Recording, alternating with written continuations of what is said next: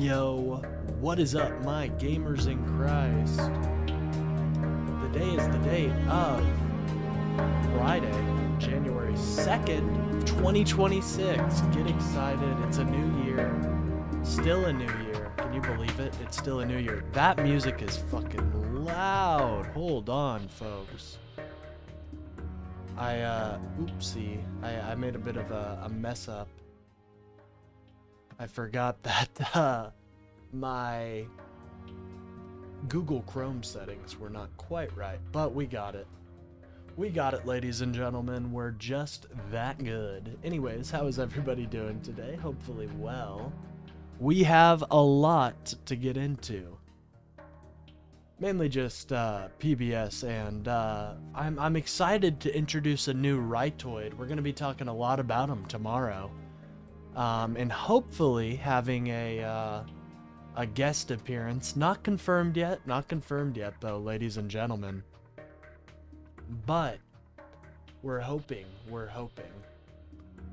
Anyways, we'll get more into that later, but before we do, I need to share that I am live. I need to let the people know, you know, I'm all about the people and letting them know. So that's what we're doing out here, ladies and gentlemen. And if you're wondering why the Blue Eyes White Dragon is there, which I might, you know, I'd understand why you'd be kind of curious about that. That is because we are going to be doing a Yu-Gi-Oh card, hopefully each day, if I remember to. You know, only if I remember to, though. That's it. I need to, you know what I really need to do? I need to put out my new thumbnail. I think it's about time. You know what I mean? I think it is time.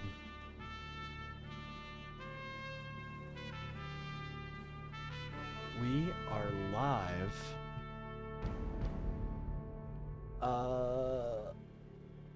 My gamers in Christ. I think that's a good thing to say. I don't know. Anyways, how is everyone? Hopefully you're doing well. We'll be getting into our political news here in a moment, but first I have to let people know that I am indeed live. If you're new to the channel, I do a stream every day from typically 10 a.m. to 1 p.m. However, today is a little different. Sorry, I haven't ate today, so you might have just hurt my stomach. But, I'm typically live from 10 a.m. to 1 p.m. However, I had some scheduling changes, so I have to stream today from 7 p.m. to 10 p.m. But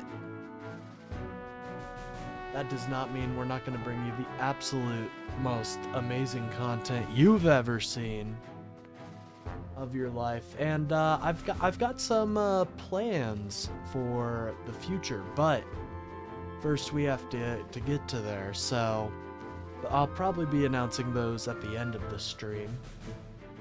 Things are changing around here. I told you guys that, you know, new year, new me. And I'm excited to talk about some of the changes I have planned, but we'll save that for later. And we'll probably start with our game first. That's typically what I like to begin with, just to let people file in. You know, the algorithm on YouTube Shorts is so weird. It's a very strange algorithm, so I have to be live for like 15 minutes, then it dumps people into the stream. We call them big dumps, as Donald Trump once said. Our dear leader. He is not doing well, in my opinion. He's really not. I guess I can show I mean, why show the screen? Let's leave people guessing. What's gonna happen? What's behind the blue eyes? Is it a card? Is it a trap card? Well, I guess you'll have to find out, ladies and gentlemen. Guess you'll have to find out once we hit the 15-minute mark. anyways, things have been just, I've been getting back into a little more of geopolitics, just because U.S. politics, there's not, it's the holidays, there's not much going on. And it is so sad to see how our allies are talking about us right now. Not because, it's sad because they're right, you know what I mean? Everything they're saying is right, but it just sucks because I love America and I hate to see my amazing country just be talked about in this way, but it's true, Donald Trump is a fucking loser. He's totally shifted the world order over, in geopolitical terms, overnight.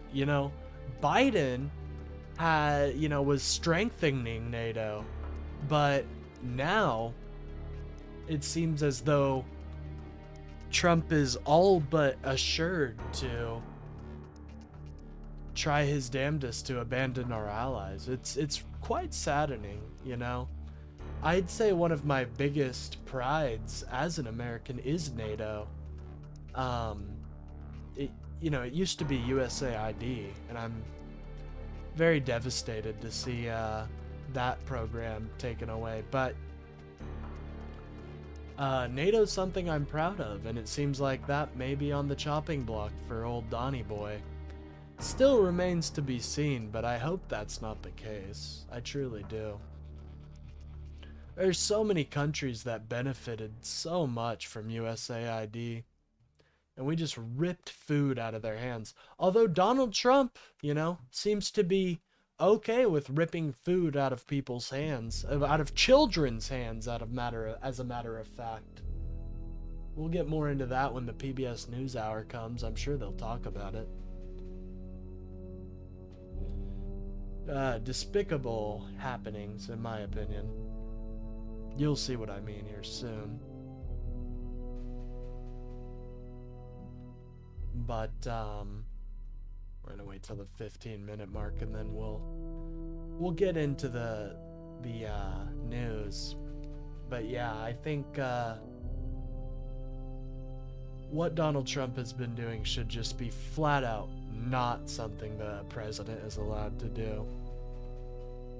Unilaterally rip people's food out of their mouth? I mean, what the fuck are we doing here, dude? I don't think I was supposed to say the F word in the first 15 minutes, but that's all right. That's all right. We manage out here, ladies and gentlemen. We really do. I don't even know if that's a rule anymore. I mean, YouTube seems pretty content with letting fascist voices run free, so,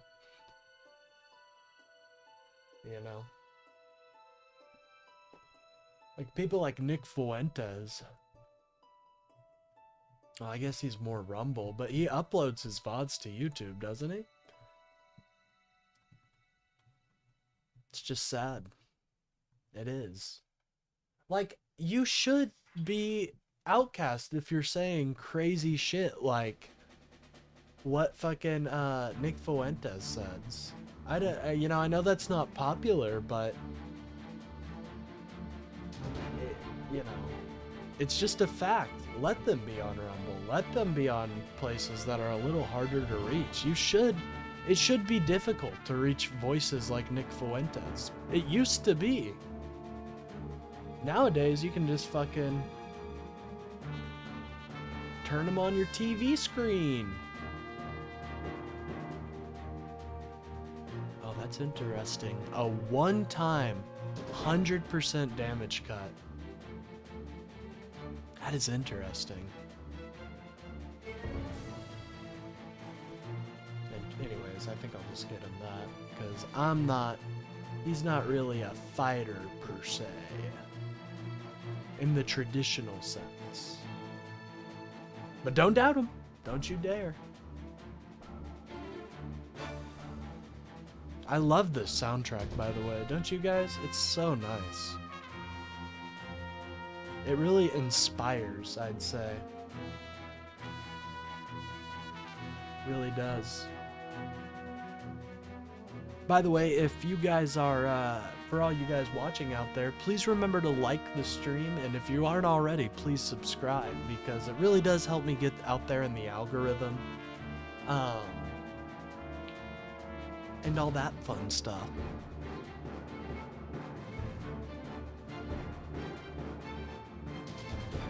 What else did I see in just the general news today?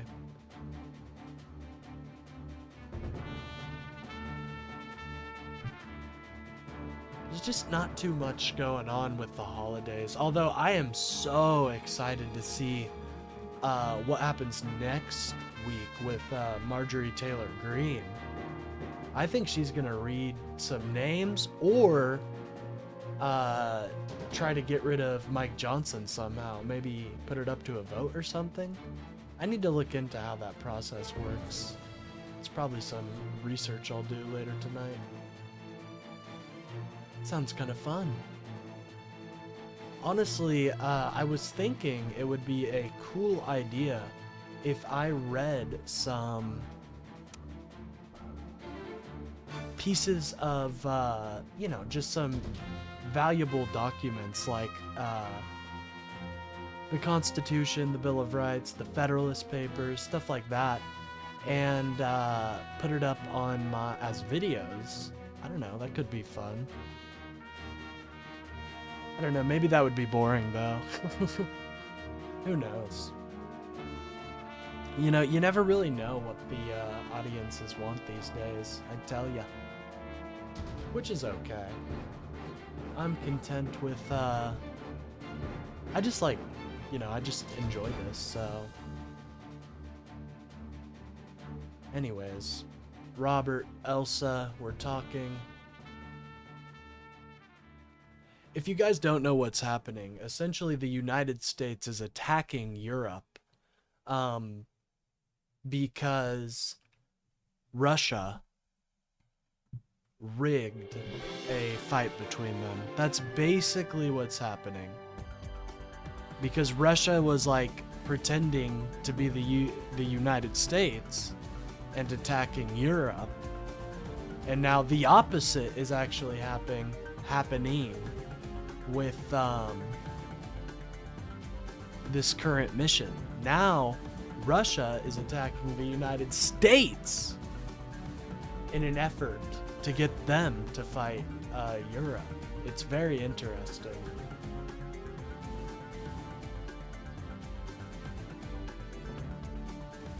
Alright, anyways, we could probably get started now. You know what I mean? We don't have to meet that 4-minute mark. Alright, ladies and gentlemen, what's behind the Blue Eyes White Dragon? Yu-Gi-Oh card of the day. Who knows if I'll keep doing this? Kind of sounds fun though. By the way, great card. Love the Blue Eyes. I'm a big Yu-Gi-Oh fan, if you guys didn't know. Huge Yu-Gi-Oh fan. Absolutely. It's another Blue Eyes White Dragon, which I probably shouldn't be showing, but that's alright. That is a-okay. Alright, our Ritoid of the day, Asmongold. Get excited, guys. I know I haven't really covered Asmongold too much on this channel, but he's the loser we're gonna talk about today. Because tomorrow, if you guys don't know, 12 p.m., right? That's how it's, yeah, 12 p.m. CDT, I will be streaming the Conduit video tomorrow, and I'll be going over it. Conduit will most likely be in my chat because he's the home dog. But with that being said, we're gonna watch some PBS NewsHour first, because it's been a pretty interesting week, you know. We have the Iranian protests, which are, I think I'll give my take on that when we get to it. Good evening, I'm Amna Nawaz. Jeff Bezos Let's go! Let's go! Amna Nawaz. Killing it in that suit, by the way. Absolute, I mean, queen, right? Can we all agree What an absolute queen right there. On the NewsHour tonight, President Trump threatens to intervene in Iran if the regime cracks down on protests sparked by economic turmoil. Canceled performances and plummeting ticket sales roil the now renamed Kennedy Center. Oh, this is okay, I'm excited to talk about this. This is going to be fun. We speak with the man President Trump handpicked to lead the institution, and why this flu season is so bad and what you can do to protect yourself. Even if you're in a part of the country that's starting to experience a rise in influenza cases, not a bad idea to go get vaccinated because it'll protect you against the tail end of the flu season. Bruh, I'm about to decimate this flu. I'm about to go get my flu shot tomorrow. Yes, sir. Vax me up, baby.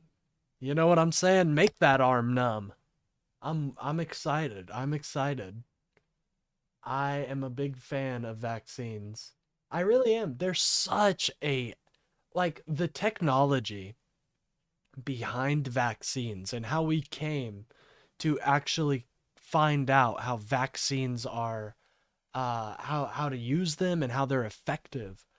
It's such a crazy technology. And, you know, part of me kind of understands why these idiots are so skeptical, because it is some intense science. You know, you got to know a little bit about biology to know how the vaccine works. Unfortunately, a lot of these dipshits, you know, they were pushing pencils up in their nose while vital information about... I just heard like a weird horn noise and it scared the shit out of me. I'm sorry, guys. But unfortunately, they were sticking pencils up their nose, and some of the lead got broken off into their brain, and that's unfortunately what's causing this what would you call it? You know, what would you even call it? This epidemic of vaccine deniers. You really don't need to know much, right? You need to know about what a cell is and like what a virus it does. That's it. That's all you really need to know. But and viruses are such a tricky thing to combat, because once you get it, like once it's taken root, there's no antivirals. You know, there are antivirals, but they're not very effective. You know, vaccines are the #1 defense against viruses. And these idiots have decided that they don't want to take it. It's insane, right? It really is. And it just makes our community weaker, you know? It just makes our society weaker. Anyways. Hold on. Your screen's gonna go black. Don't yell at me. No.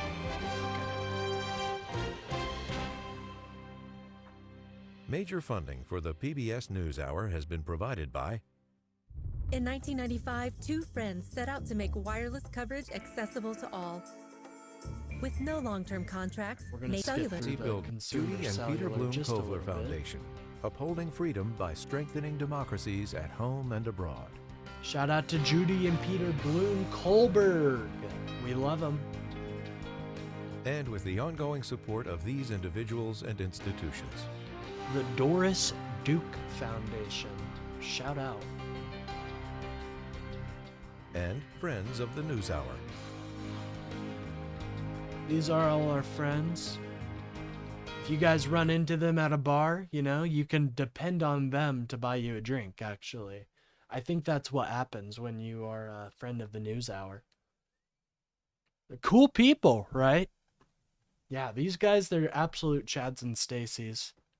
Dude, Tracy and Greg Thor? Their last name is Thor? That's sick as hell, dude. Like the Norse god? Thor, God of Thunder? That guy? This program was made possible by the contributions to your PBS station from viewers like you. Thank you. Anytime, man. If you guys aren't already, go subscribe to PBS NewsHour. They are a blessing and a national treasure. Welcome to the News Hour. President Trump today threatened to intervene in Iran if the regime kills peaceful protesters, which it has already done. Over the past 6 days, demonstrations that Yeah, I started heard in about this, that they're killing peaceful protesters, which is, you know, you don't want to do that. That is disgusting and an affront to liberty and freedom. I'm not a fan of the Iranian regime by any means. They are a disgusting, tyrannical, theocracy. Has no place in modern society. But, there it is. Yeah, I think the regime's time may be coming to a close. The strikes from Israel were kind of the, seal. Hello, Aiden Bayer. Hopefully I'm saying your name right. This is a political channel. My name is, That Guy Doesn't Exist, also known as Cade. I typically run a stream from 10 a.m. to 1 p.m. about news and politics from a liberal perspective. But we also engage in a little bit of gaming here and there. So if that interests you, please remember to like and subscribe. But thanks for typing in my chat. I appreciate it. Good to see you. Hope you're having a good day. in Tehran have spread throughout the country. The Iranian government has cracked down as it has in the past. Protests in Iran are now in their thank you so sixth much, day. man. That means the world to me. It really does. Especially on some slower nights like this. Like, I really appreciate anybody and everybody that takes their time to watch me, you know? I know I'm a smaller tuber, and I know it's a little bit more shoestring, but that's how we like it out here. I'm also from Serbia, so it's kind of weird because if you don't know Serbia, it's actually kind of illegal to have YouTube unless you're over 16. That's interesting. I didn't know about that. And now Serbia, they have some interesting laws. Aren't they more I don't want to besmirch the good name of the Serbian government, but isn't it more authoritarian? Obviously, that speaks nothing about the people. And I think everybody on this planet is so sick, dude. In more ways than just one. You know, I think we all make up this beautiful fabric that is humanity. And so I just want you to know that. You know what I mean? Anybody and everybody has a place here. Anyways, I'll continue on my little spiel over. What began as a response to skyrocketing is considered a monarchy and is one of the only monarchies left in Europe. Well, I hope I don't get you in trouble or anything from saying this, but I hope that the people someday have a bigger voice in the government, and I think that's what y'all deserve. You know what I mean? I think that someday there will be a chance for the people of Serbia to have a democracy, you know? And I hope that you get to see that day, dog. I really do. inflation has now transformed into a national call for systemic reform, expanding from Tehran's Grand Bazaar to nearly 17 provinces across the country. Like, what's happening in Iran? I mean, they're obviously maybe a little bit, I don't know the situation with Serbia right now though, so, but, what's happening in Iran is, it's kind of crazy to watch. You know, Iran has always, their regime has always been unpopular, right? But it always seemed as though they had a stranglehold on the the politics, obviously, but also the military, and not so much the people, though, which is why this is so interesting. I want to see what I guess I don't want to see, but what would be interesting to see is if some of the military starts to say, um, what's happening is just, that would be interesting. And I think the people of Iran deserve a republic and a democracy. I do, The rule of the people is what has brought poverty down worldwide. It's what has brought so much innovation into the world. So, thanks. We've always tried to get a democracy. However, in a monarchy, it's difficult because our monarchy is passed through the generations, not elections. Oh yeah, I can see how it's, definitely difficult, the the United States had to go a whole fucking country to get away from, a whole ocean to get away from from the monarchy we were under. So, I can only imagine. Truly. Yeah, Iran is crazy. It's an interesting place. Iran has always been like this type of rebellious group of people, the Islamic Revolution there. I've been there before, and it's extremely bad in a lot of areas besides the capital. That's what I've heard, that the capital is a big focus of Iran, Tehran being their capital. But it's interesting to see this. Now, I think I might I don't know how I feel about Donald Trump commenting on it. I don't know if he should have threatened the regime. I think that puts us in an offensive footing that makes us look very hungry, and I don't know if that's the best look. Um, being in this kind of offensive position kind of it makes the civilians hesitant to kind of join up with us. I would have been more of a fan if there was if he just showed support for the protesters, because then that makes them feel like, oh, he really does want the, what was it, the Republic of Persia, I think I heard back when the 12-Day War was going on. But, oh, they really do want that. Instead of just, oh, they just want to get rid of our leader because they're a threat. And then after that, we're screwed.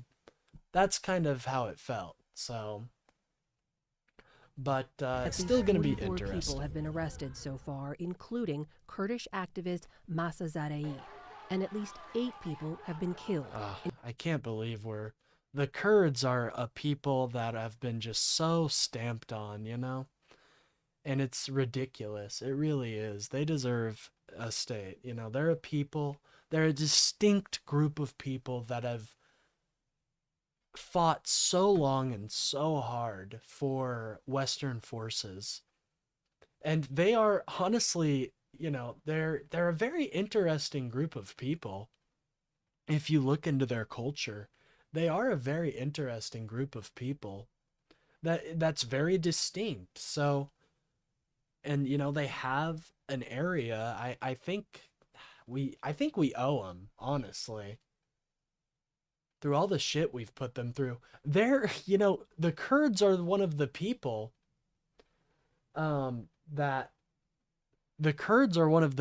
that are like attacking ISIS right now. They're one of the lines against ISIS right now. That camp of like 12,000 ISIS refugees, I guess you would call them, because it's the parents and children, or the mothers and children. That's being defended by Kurds and Syrian forces. So they're a very vital and important people. I think the best way to try to just keep doing peace negotiations until they eventually accept They usually went well during World War One, but again, times were different. Yeah, I mean, I don't know though, because we are going into this. It didn't have to be this way, right? If America would have just continued to protect their power and dominance and would have just continued to support democracies, we wouldn't be in this situation. But we're in a world where it is now multipolar, you know? It used to be monopolar with just the United States, but now we have the rising threat of China. We have Russia unbound because Trump has just let them do what they want. And it's just sad, you know? I agree. A lot of my friends are from the Turkish region. A lot of Kurdish people live in it. And it was so sad because she gave me a full story of why those areas are bad. Yeah, it is. Oh, yeah. What Turkey has done to their Kurdish population is, in my opinion, a human rights violation in a lot of ways. But we don't have time, you know, to talk about that. But it is very heartbreaking to see how the Kurdish people have been treated, and they have been willing to give so much for us. You know, they've been willing to put their lives on the line, and you know, we forget how much of a help they were when we were in the Middle East more, but they were. We didn't see that kind of help from most other groups, but we did from the Kurds. So it's a heartbreaking story, and one I'm hoping the next US president will rectify. Trust me, you know, I think the American people they're already pretty disgusted, but are going to be so disgusted by what Donald Trump is doing that they are going to immediately vote in some, like, I don't even think they're really going to care who the Democrat is, but I think the Democrats also learned from we learned from our, you know, mistakes of what happened in 2024, and we're going to run somebody that is extremely competent and extremely appealing, because we saw that that's what the American people want, you know? Everybody knew Kamala would run if Joe Biden didn't, right? But I think these next primaries are going to be very interesting, and I think that we're going to have a really great candidate. But let me read the comment real quick. Yeah, the Kurdish people are one of the only groups of people in the world that never had a chance from their own nation. There were attempts, but the United Kingdom and France didn't agree. Yeah, it's very sad. It is. But I think that, I don't know, you're seeing America fold back, and now we're seeing the consequences of it. And the American people are feeling the consequences of it. And I think we're going to see a rejection. I'm already starting to feel the rumblings of it. You see it with this right-wing civil war kind of that's going on, right? You see people not happy with what the right is serving. And for so long, the right was, you know, who they were getting their fix from. Because it wasn't just it was entertainment for them, right? But now you're starting to see people are not happy with that. And the true crazies will just go to the Candace Owens and the Nick Fuentes. But the moderates, the people who love America, but maybe voted for Donald Trump because of the economy, you know, maybe they heard some news headlines that caught their eye, but they're waking up. And once the American people have truly woken up, I don't think there's anything making us fall back asleep, because our democracy is important to us. Donald Trump, it may not be important to Donald Trump, but it is important to us. Including a 15-year-old child. Oh my God, that is so sad to hear. Oh my God. A 15-year-old? What the fuck? I'm sorry. Children should not, you know what, I am especially heartbroken when I hear about children, because for children it's a little bit, this is their probably some of their first time getting into politics. This is just an exciting time for them. They may not even know exactly what they're protesting, dude. That's disgusting. Protesters chant death to the dictator. And students have now joined the demonstrations. Oh, As wow. in recent uprisings, Okay, students are in there too. Originally, it was just shop owners, because what you've seen is a rapid inflation. A rapid drop in the currency. Day-to-day economics are starting to break down, where you get paid in the morning, that check could be worth nothing by the end of the day. It's getting dire. young Iranians are on the forefront. And there's a lot of contributors to this, there's a lot of contributors to why their economics have become this way. Iranian President Masoud Pezeshkian says he has, quote, tasked the Minister of Interior to hear the legitimate demands of protesters through dialogue. Meanwhile, Iran... And it's so sad, because the Iranian people, they obviously want a democracy, right? They want a democracy so bad that their dictator had to make a fake democracy to keep them happy. They obviously want a democracy. They want their voice to be heard. And so I hope that what is that? I just occasionally hear like a hum. It's very strange. I feel like I'm going crazy. But as I was saying, the Iranian people, they want and they deserve a democracy. Iran's Foreign Minister Abbas Araghchi and President Trump traded statements. Trump posting this morning, quote, if Iran violently kills peaceful protesters, which is their custom, the United States of America will come to their rescue. We are locked and loaded and ready to go. Araghchi, I don't know if that's the best statement, right? I feel like, I don't know, it just seems war hungry, No, it's okay. Trust me, in Serbia, we would even be shocked. Trust me, if you were in Serbia, things would be as bad in Iran because we let a 13-year-old become king like 10 years ago? Oh, geez. I don't think children should be involved in that type of conflict or warfare. Yeah, of course not. Well, it really falls on Iran, because you shouldn't be killing protesters in the first place, It's not... They're protesters.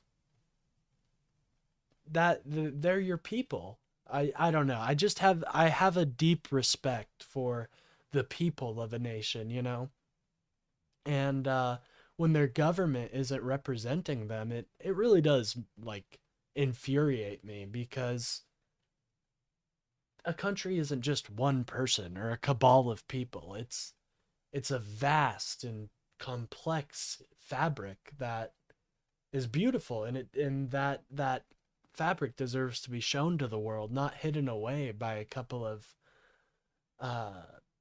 unfair actors. I feel like it's like the youth, especially religious people in the youth, like how I'm a Christian, but I consider a younger generation or more rebellious. I don't know the right word for it. I get what you're saying, though.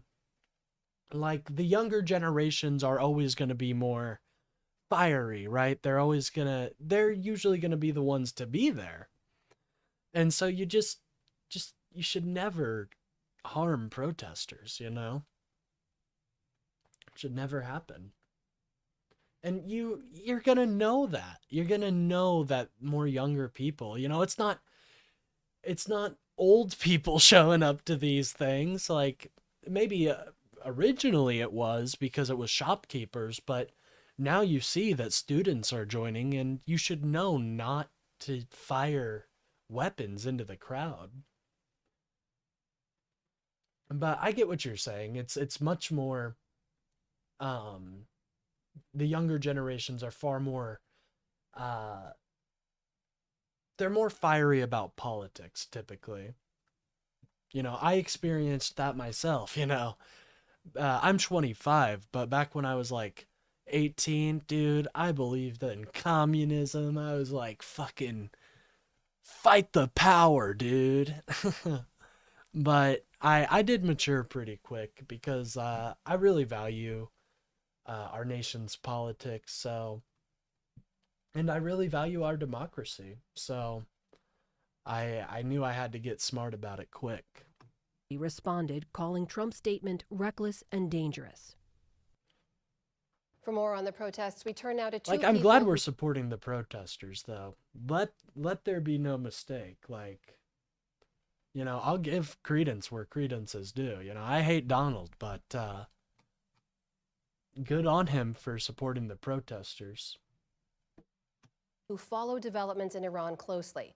Roya Bouremond is the co-founder and executive director of the Abdurrahman Bouremond. Yeah, I agree. I think it would be decent if you took out the guns part and say we'll help the protesters. Maybe giving them aid in healthcare, bringing them to the U.S., give them a better life until it's over. I love that idea. Although I don't know if this president is interested in anything like that, but I do love that idea. Dude, if it were up to me, we'd have a, never mind. We'd have a program where if you participated in trying to get a democracy started, you get a free spot in America. We have so much land too. Like, American cities are not nearly as, like, there's so much space in between. You could found a new city and you'd be just fine. You know what I mean? Like, I don't know. We've become very isolationist, and that's just heartbreaking because we don't see the amazing impact we have on the world, truly. Center, that's a nonprofit promoting human rights and democracy in Iran. And Holly Dagres is a senior fellow at the Washington Institute for Near East Policy. That's a think tank in Washington, D.C. Welcome to you both. And Holly, I'll begin with you because we have seen large-scale demonstrations in Iran before. How do these protests today compare to those we've seen in the past in terms of the scale and also what sparked them? Well, these protests are significant. They're the largest since the 2022 Women Life Freedom Uprising. And while they were Oh, triggered by a wow. different event, an economic one related to the collapse. That's crazy because I heard about, I wasn't too into you hate think tanks. I don't know. I think they could be. I think they're useful in some aspects, but generally I'm not too big because sometimes their ideas just don't typically, like, that. It was a think tank that said the Democrats need to shy away from LGBTQ policy and stuff like that, and I don't think that's necessary at all. I think one of our biggest strengths is our LGBTQ community. I may be a little biased because I'm part of that, but um that being said, I think that was a misfire. So I see what you mean, but I don't know. In foreign policy, that it might be a little different. I don't know. Collapse of the Iranian rial against the US dollar on December 28th, the grievances of the Iranian people taking to the streets are very much Too the often same, they which come to a conclusion to try justifying it rather than the other way. I see what you're. Oh yeah, I see what you're saying. I totally see what you're saying. I don't know. I'm being fair to this woman because she kind of seems nervous. I'm not gonna lie. She seems very nervous, and that's okay because she's doing an amazing job. the systemic mismanagement, corruption, and repression. And for them, they see that all their woes and problems are with the Islamic Republic itself. And that's why you're seeing all these anti regime chants coming from the people, because they believe that the Islamic Republic needs to go. And they felt this way for a very long time now. Roya, Oh, what by the way, about you? good to see you, by the way, SBC. Good to As see you you. watch these unfold, what stands out to you about how the protests are evolving, especially the fact that they're coming online now just a few years, as Holly noted, after those 2022 Women Life Freedom protests after the death of Mahsa Amini? It is surprising the intensity of the repression of the 2022 protest and following the 2022 protest was such that one would expect people to need a few years before forgetting and recovering before coming out in the streets. So it is early, if you will, based on the experience we have from previous years. But at the same Interesting. time, But I do feel this is a little like, I feel like anybody would be protesting if day-to-day economics were breaking down. the economic situation is so bad. The inflation is so bad, and so many people are living under the poverty line that, these outbursts are not surprising in that sense. And the fact that they happen more in areas where the people are much more vulnerable economically and Like in socially Serbia, is we actually ban immigration that are from Eastern world like Asia. Oh, that's sad. The Middle East and Russia. But when it comes to the United States, Serbia has always had some aggression. Yeah, I think it's isn't that kind of from the Cold War, and they're more in the Russian bloc per se. also significant, I think. Holly, Roya mentioned there the brutality of the crackdown to those 2022 protests. Are you worried, and do you expect that we'll see the same from the Iranian regime this time? And also, are there demands from the protesters that this regime can actually meet? Well, we've seen the brutality of the Islamic Republic for 46 years. We talked about the 2022 uprising, and the UN fact-finding mission at the time found that the Islamic Republic had committed crimes against humanity against the protesters during women life freedom. So they do have that ability to crack down in the same matter. And one of the tools of repression that the Islamic Republic uses is mass executions. We've seen that in 2025, they had the highest rate of executions in over a decade with 2,045. And Oh my so God, this is that's a tool that crazy. 2,045 executions? Holy shit. That's a lot of people, dude. What the hell? Wow. That is a lot of people. Like, that they use to silence dissent and exactly what they'll be doing. And in terms of addressing the needs of the protesters, we've seen President Masoud Pezeshkian tweet on X, which is blocked by the Islamic Republic, and Iranians have to use circumvention tools to get online, that they would meet the needs of the protesters. But the truth is, their needs cannot be be met by the clerical establishment because they have not had opportunity for years to make changes, and they have not. And Iranians believe that reform has been dead for a long time. Roya, what about the reaction that we've seen from the U.S., specifically from President Donald Trump, threatening U.S. intervention if peaceful protesters are killed? Is that kind of response something that protesters want to see, no and you think offense, there's of a real course. possibility? Well, I understand, you may not be a part of it. And the LGBT is in America, maybe different from the one in Serbia. However, I will say, and of course you're not offending me. I totally understand.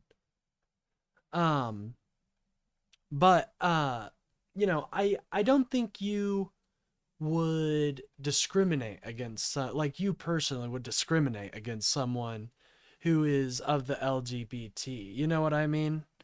And so I I always advocate for expanded rights. Like, you should be able to marry whoever you want or and stuff like that. But I understand, and it also takes exposure, you know what I mean? There may not be too many good examples for Serbia right now for the LGBT, but communities always change and stuff like that. Anyways, I know in Russia, for example, it must be very hard to exist as somebody who is, gay or trans or stuff or something like that. And so, like, I never chose to be bisexual. Trust me, it was something that I'd struggled with for years. For years. Hey, what's up, RC? Good to see you here again. Back to inflame, I'm sure, but that's all right. We love a little war zone, but you know, when I was bi, it was very hard for me to accept that. You know, I fought it off. I realized when I was 13, but I really fought it. Like I was like, no, I'm just I'm totally not gay or bi. It's just that inflamed. I don't know what that's in reference. Oh, inflame. I don't know. I may be confusing you with someone else. I think I am. I'm very bad at remembering things, but that's okay. That's why you guys watch me. Ability there for U.S. action? Statements by a U.S. president matter a lot, and they matter in the sense that you also But have to understand that. Yeah, but and it was with the help of the LGBTQ community, not necessarily like people online, just, members that I knew kind of helped me come to terms with it. You know what I mean? We have always had influences from Russia, but personally, it's just really the government that doesn't like the U.S. Personally, I support everyone and their free will. Amen, dude. And that's why I knew, and that's why I knew you were a cool dude. You know what I'm saying? Like, I don't think anybody like that has their head on right really has any issue with people engaging with you know being themselves, engaging with their free will. I think it really is a lot of the time that, false narratives of, for a long time, and even still, trans people here are demonized as, like, originally they tried saying they were pedophiles.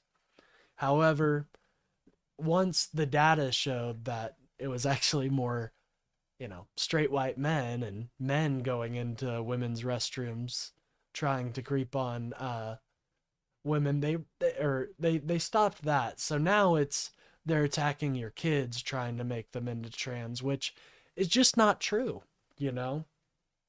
I personally advocate for, in the trans situation, if you are if you feel like you're trans in, let's say, high school, for example, that's typically when it happens. um you can go on gender affirming care that is reversible, and a lot of this gender affirming care in the early stages is very reversible. And I think uh this is obviously between you and your doctor, but I think you should be able to stay on those until you're 18, and then you're an adult at that point, and you can decide if you want to have surgery or not. And I think that's pretty reasonable, you know what I mean? Nobody is becoming trans just because the fad, you know what I mean? That's not how it works. It's a very difficult decision, and a decision a lot of people make that is they put a lot of thought into. Sorry, I'm social transition first. Yeah, I think that's smart too. I see what you're saying, RC. I think that's smart too. To see if you like to like, you know, being treated like a female or male. And I think that's how a lot do start out. But I see what you're saying. And of course, I think this of course is made between like a therapist and a child and their parent first.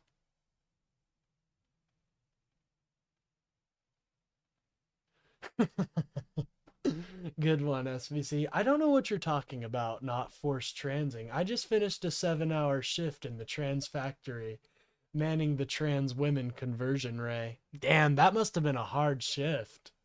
That must have been a hard one.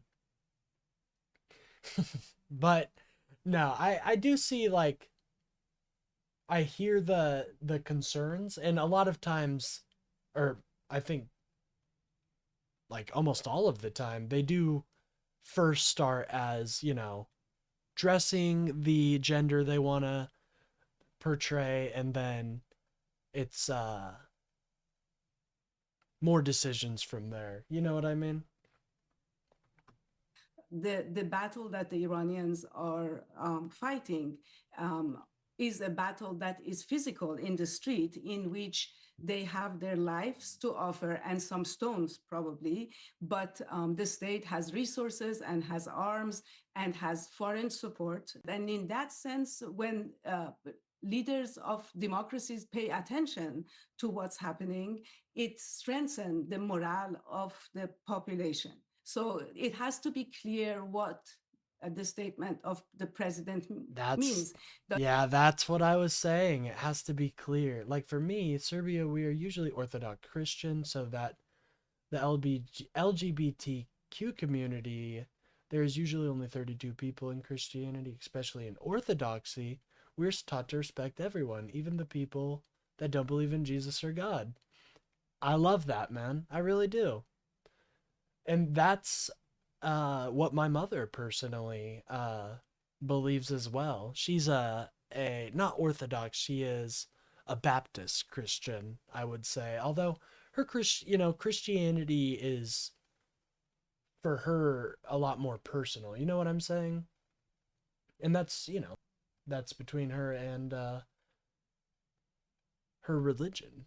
I guess her and God, if in that context. But anyways, I love that, man. I think that's really powerful, and I think that is a message a lot more people need to hear from Christian voices.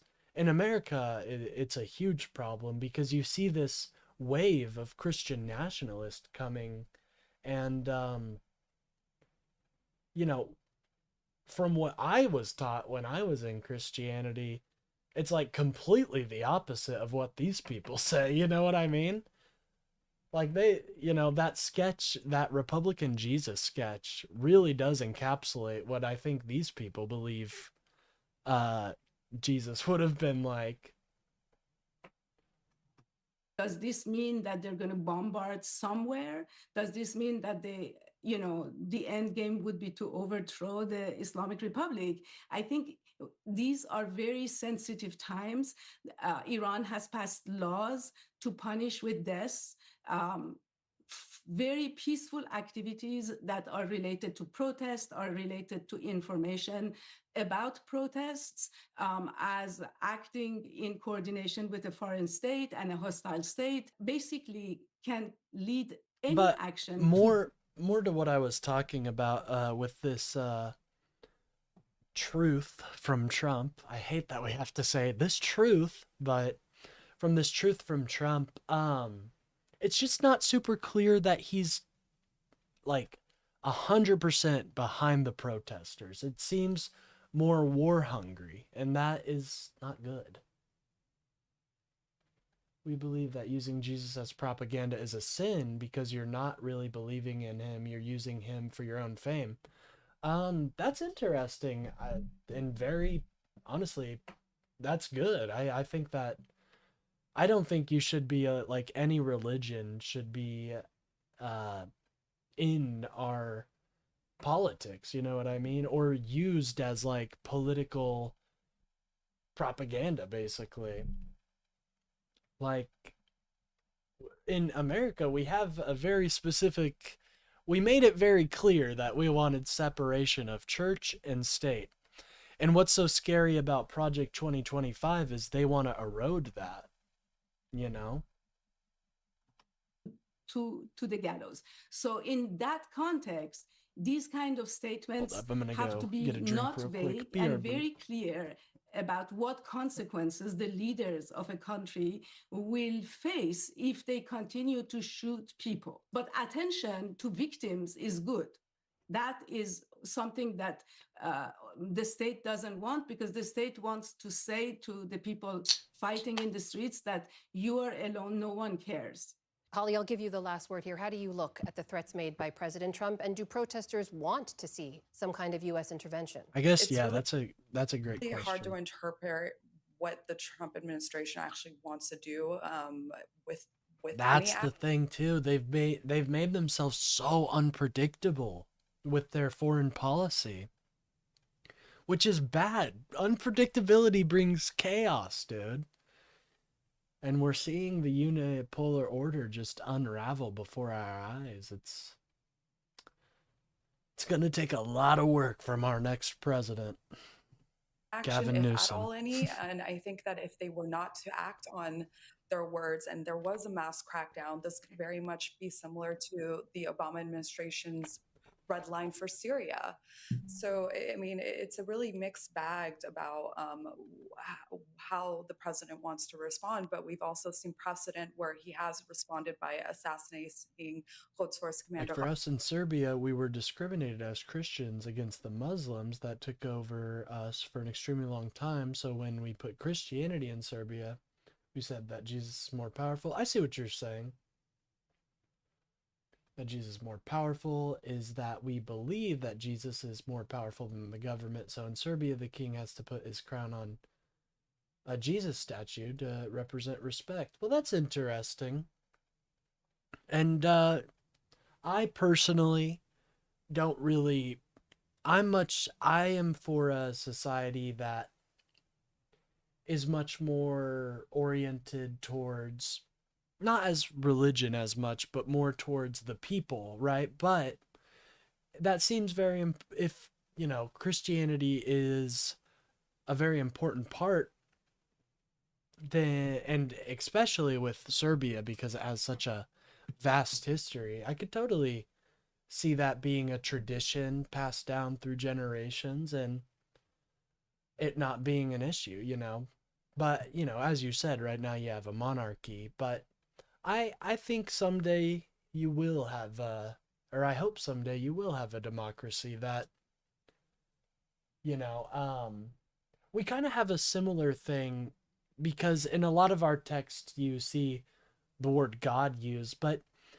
from my interpretation, God is the universe. They're saying it to the universe, you know what I mean? And so that's how I interpret it. But that is an interesting piece of history and tradition.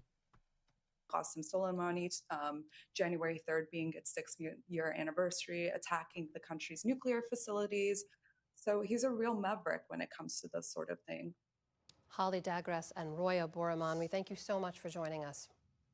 Thank you. Thank you for having us. Unpredictability can be deliberate strategy, i.e. Nixon's madman theory, but with Trump, it's easily explainable due to the idiocy and being filled with having filled the government with unqualified yes men. Amen, dude. Sorry I took so long to read that, but amen. Like, it's all at the whims of Trump, and that is scary as hell. And that stat right there, food prices have risen in Iran by 72%. That's just mind-boggling. Truly. We begin the day's other headlines in Switzerland. Investigators that say is that is mismanaged economics, in my opinion.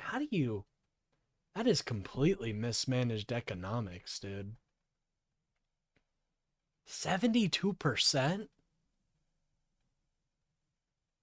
What giant... I'll have to look into obviously sanctions and all that have to do with it, but how does that happen? Believe sparklers started the deadly fire inside. Oh yeah, I heard about this. Very sad. Rest in peace to all the people that lost their lives in this fire. Ski resort bar packed with people ringing in the new year. At least 40 people were killed and more than 100 injured when the Constellation bar in Crans-Montana went up in flames. Officials say the handheld sparklers were placed. And this is why we love Amna Nawaz, by the way. Absolutely killed the pronunciation there. Champagne bottles and raised too close to the ceiling, which was coated with sound dampening foam. des bougies d'anniversaire. Like in Serbia, when I was born in 1982, we had this thing called Yugoslavia. The main goal was that it was a communist nation after World War II. So Joseph Stalin, when he died, and when our leader died. Interesting. Yeah, we actually, in my Discord that I'm a part of with my fellow streamer Kalinda, we actually have a Yugoslavia channel, and they're it's relatively active. We decided to do actual elections, and when the democratic movement for a democracy was 90%, we decided to put a king instead because people wanted Kosovo to be independent and the government didn't. Well, that is interesting. I know Kosovo has been, there's been a lot of fighting, I believe, recently between Bosnia and Serbia, between those two. I could be wrong about that, though. Vous pouvez acheter. These are birthday candles that you can buy in shops, and we all have access to them. As for whether or not they can be used in enclosed or confined spaces, the investigation is ongoing. Authorities are also looking into safety measures on site, like fire extinguishers and proper escape routes. Meanwhile, a memorial has been set up in town. But it sounds like the people of Serbia want a democracy, so I think you will see it someday. Lost, I've got hope. even as the painstaking task of identifying the victims continues. Many were in their teens and 20s. For this mother, wanting to learn the fate of her 16-year-old son, the wait is agonizing. C'est inimaginable de... That would be so hard. It's unimaginable to tell ourselves that we'll live without our children, that our child has burned in a fire on New Year's Eve. On ne sait pas comment. We don't know how and when they will be identified. We gave our DNA. Now it's a question of waiting long hours to try to know where our children are. The majority of those who were injured are Swiss nationals. Others are from neighboring France and Italy and elsewhere in Europe. 6 have yet to be identified. In Mexico, a 6.5 magnitude earthquake struck outside the resort city of Acapulco today, leaving at least 2 people dead. Any good news today? We got any good news? A ver, con tranquilidad. ¿Dónde está? The quake struck as President Claudia Sheinbaum was giving her first press briefing of the new year. She called for calm and exited the room with aides and journalists. Elsewhere, footage shows cars shaking as the tremor struck, while eyewitness video caught parts of buildings falling to the ground. In Acapulco itself, tourists and workers evacuated hotels and found themselves on the streets. Mexican authorities reported at least 500 aftershocks after the initial quake. Ukrainian President Volodymyr Zelensky has named the country's military intelligence chief as his new chief of staff. Zelensky says the appointment of General Kirilo Budanov is meant to emphasize Ukraine's focus on its security, defense, and diplomatic efforts. Budanov is one of Ukraine's most recognizable wartime figures and has frequently warned of Russia's long-term intentions towards Ukraine and the region. Also today... the Ukrainian people, I feel so bad for them, dude. So heartbreaking what they have to go through. We promised them. We fucking promised them that we would protect. We promised, dude. And then what happened? Say what up to the geese if you can hear them. And then what happened? We just completely abandoned them, it feels like. We didn't completely, but... Like, what was Russia gonna do if, when they invaded Ukraine,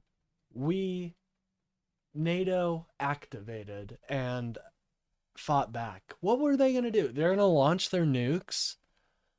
Fucking 90% of them are filled with water. That's not true. It's not nearly that much, but, like, it's just so heartbreaking. Like in Serbia, the main reason why we are considered a united country and the main reason why we don't revolt against the monarchy, the language and the people are united. I see what you're saying. Interesting. But the government has also been doing terrorist invasions in Kosovo and Macedonia, okay, which I am a Serbian supporter since I'm from there. Me and my family have always been a democracy wanting Serbia. Well, I hope you get that someday. I hope you do.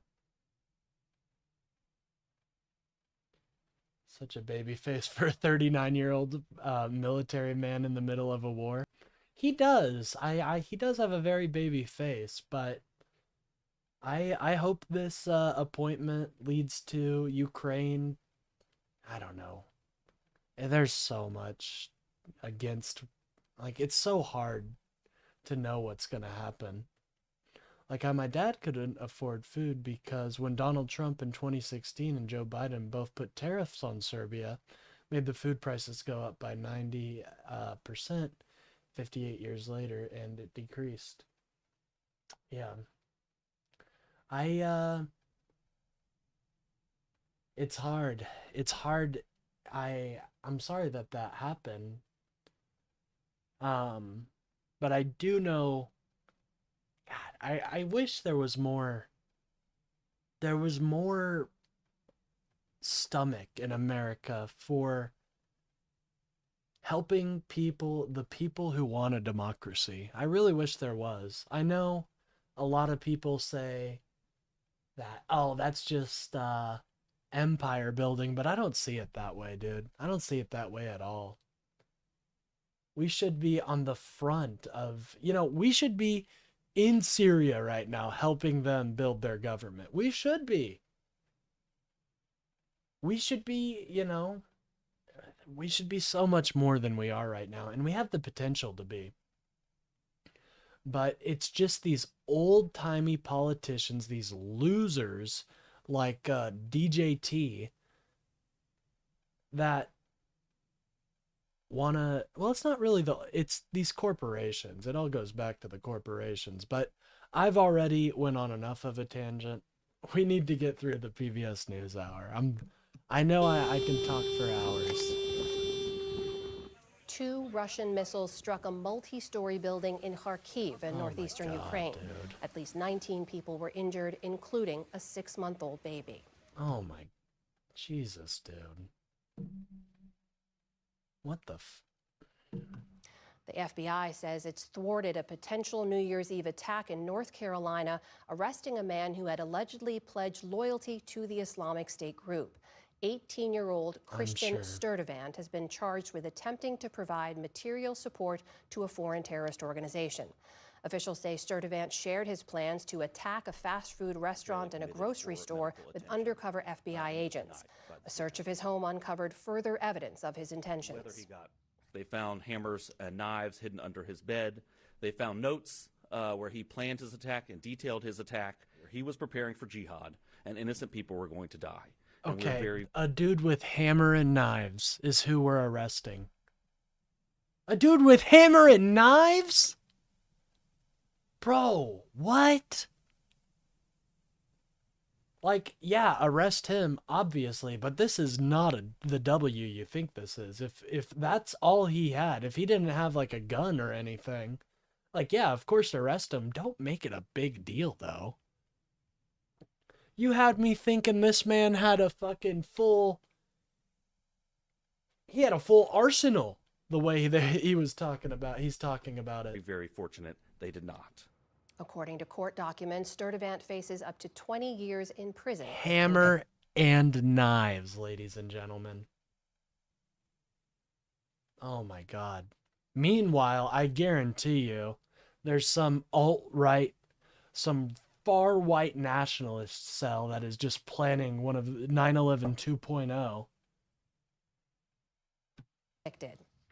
We have an update now on a story we reported last month on tariffs. The Trump administration is now backing off plans to impose steep levies on This is so embarrassing.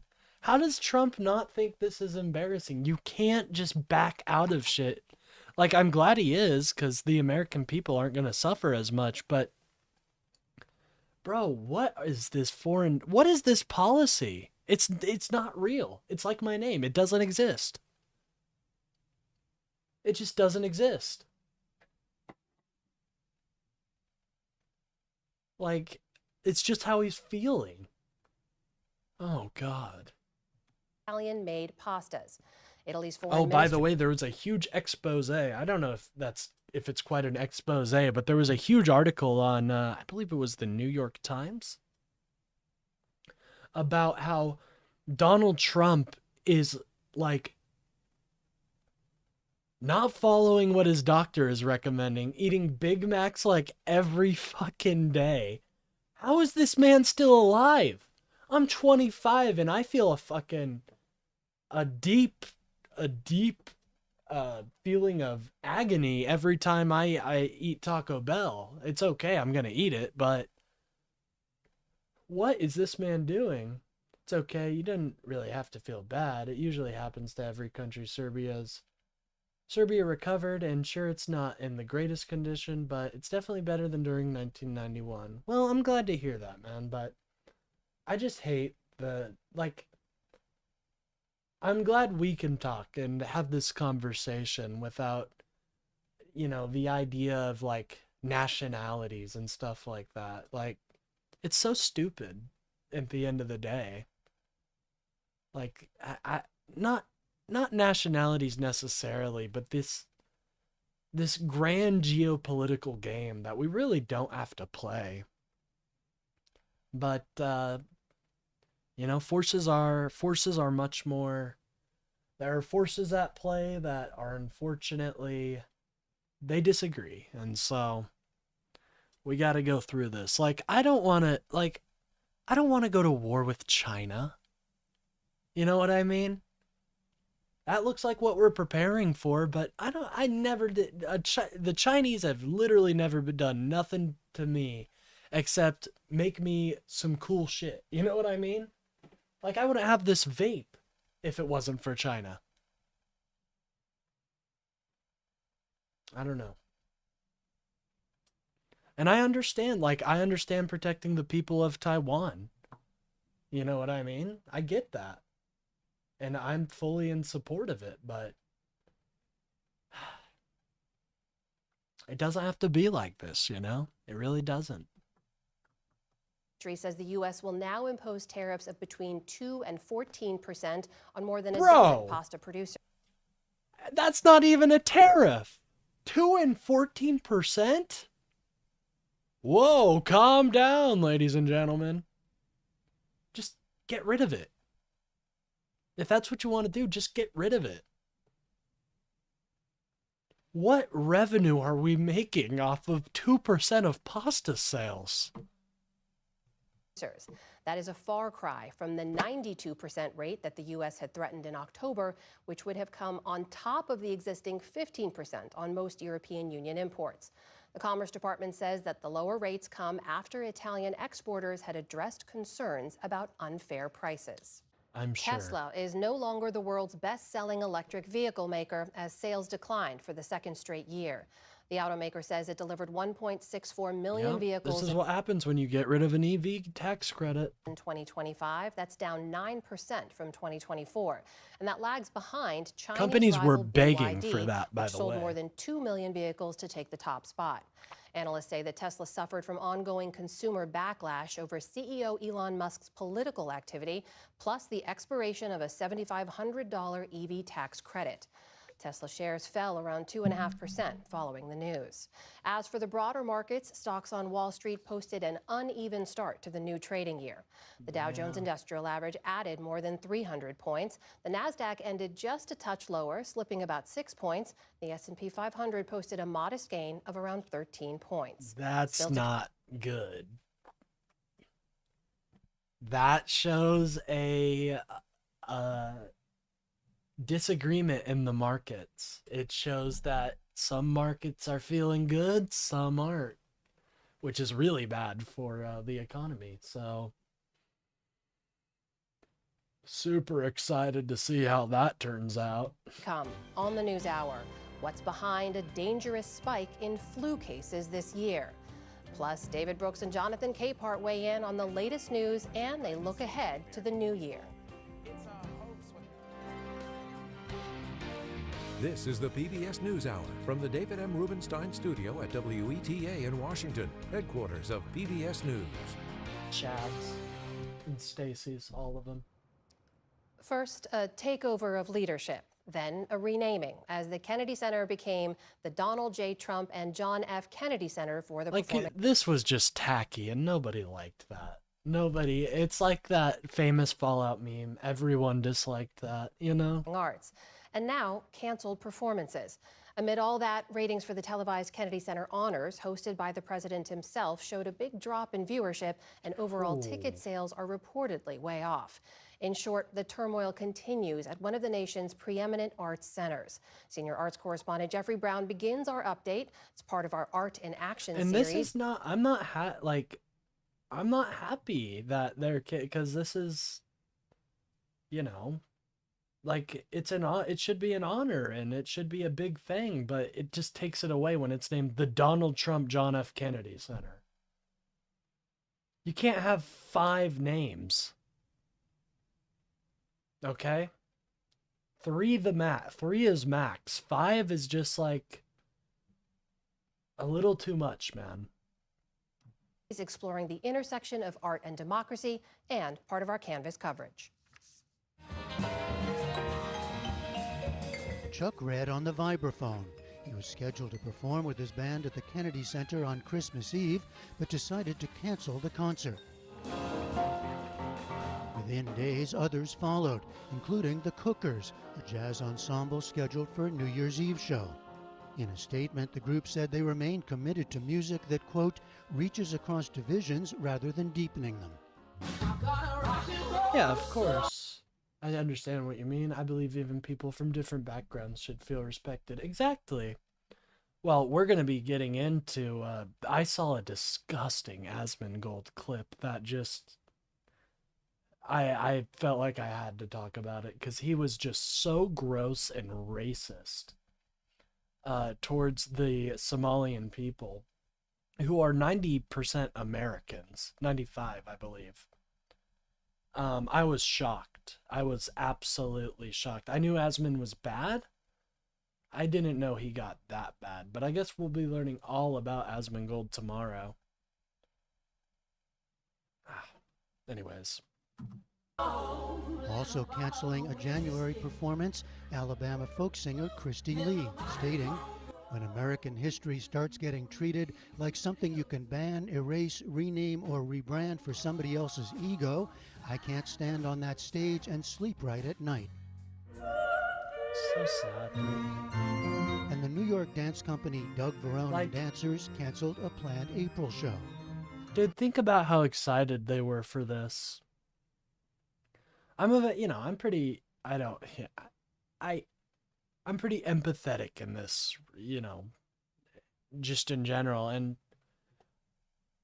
I would do the same thing, to be honest. You're disrespecting the man it was named after. It's disgusting, really. It was named after Kennedy to be a living memorial, but Trump has no respect whatsoever. Yeah. That's, exquisitely put, SBC, because that's true. That's a honestly beautiful way to put it, a living memorial. And yeah, he just desecrated it. The moves followed the mid-December renaming of the Kennedy Center and after President Trump's appointment of a new board and leadership last February, naming himself as chair. At that time, prominent artists including Renee Fleming and Ben Folds resigned from their positions at the Kennedy Center, and others, including Rhiannon Giddens, canceled shows. In response to the recent cancellation so much by Chuck culture we're Red, missing out on. The President Richard Grinnell threatened a $1 million lawsuit. Oh Earlier this week, I spoke with choreographer and dancer Doug Verone and asked about his decision to cancel. It wasn't an easy decision, and it was, I felt, a long time coming. We watched all the changes that occurred when the Trump administration took over the Kennedy Center, the releasing of the bipartisan board, the firing of many employees, including the entire dance staff. Yet I still believed that bringing the art was important for us. The Kennedy Center has always stood for excellence in the arts. It was named after President Kennedy, and he believed that the arts were at the center of all of our culture, all of our nation. Renaming. Oh my God, what? Kennedy, he was probably the best, like, could have been the best. He was very good, but could have been even better, you know?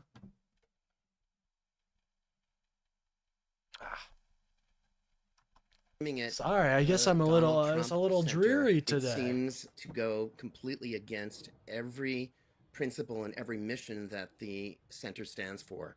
I couldn't put myself or my dancers into that building right now. But where is the balance for you in bringing your art to people, which is presumably what you do, what it's all about, Absolutely. and then making this decision to not put your art before the people at the Kennedy? In the conversations that I've had over the last couple of months, I sort of have always believed that the art should be paramount. It was the reason why we didn't cancel a long time ago, that the power and the truth of the art was what I wanted to put on the Kennedy stage. And the audiences that would come to it would hopefully take that strength away. But it is this act from this president that has pushed me off the cliff and has made it impossible for me to do that. A statement we received from the Kennedy Center accuses you and others who have canceled of doing this for political differences and of failing to meet the basic duty of a public artist to perform for all people. They're disgusted with your branding everything in your name, dude.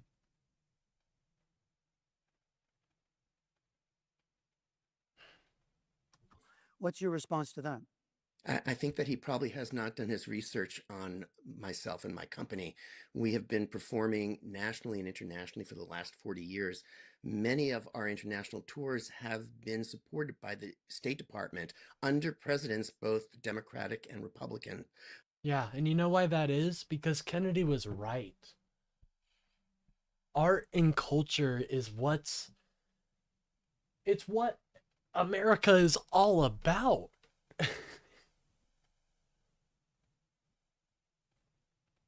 Like, exporting that is important. You know, everybody was like, why do we have trans drag shows in, I think it was Venezuela? Well, you know why?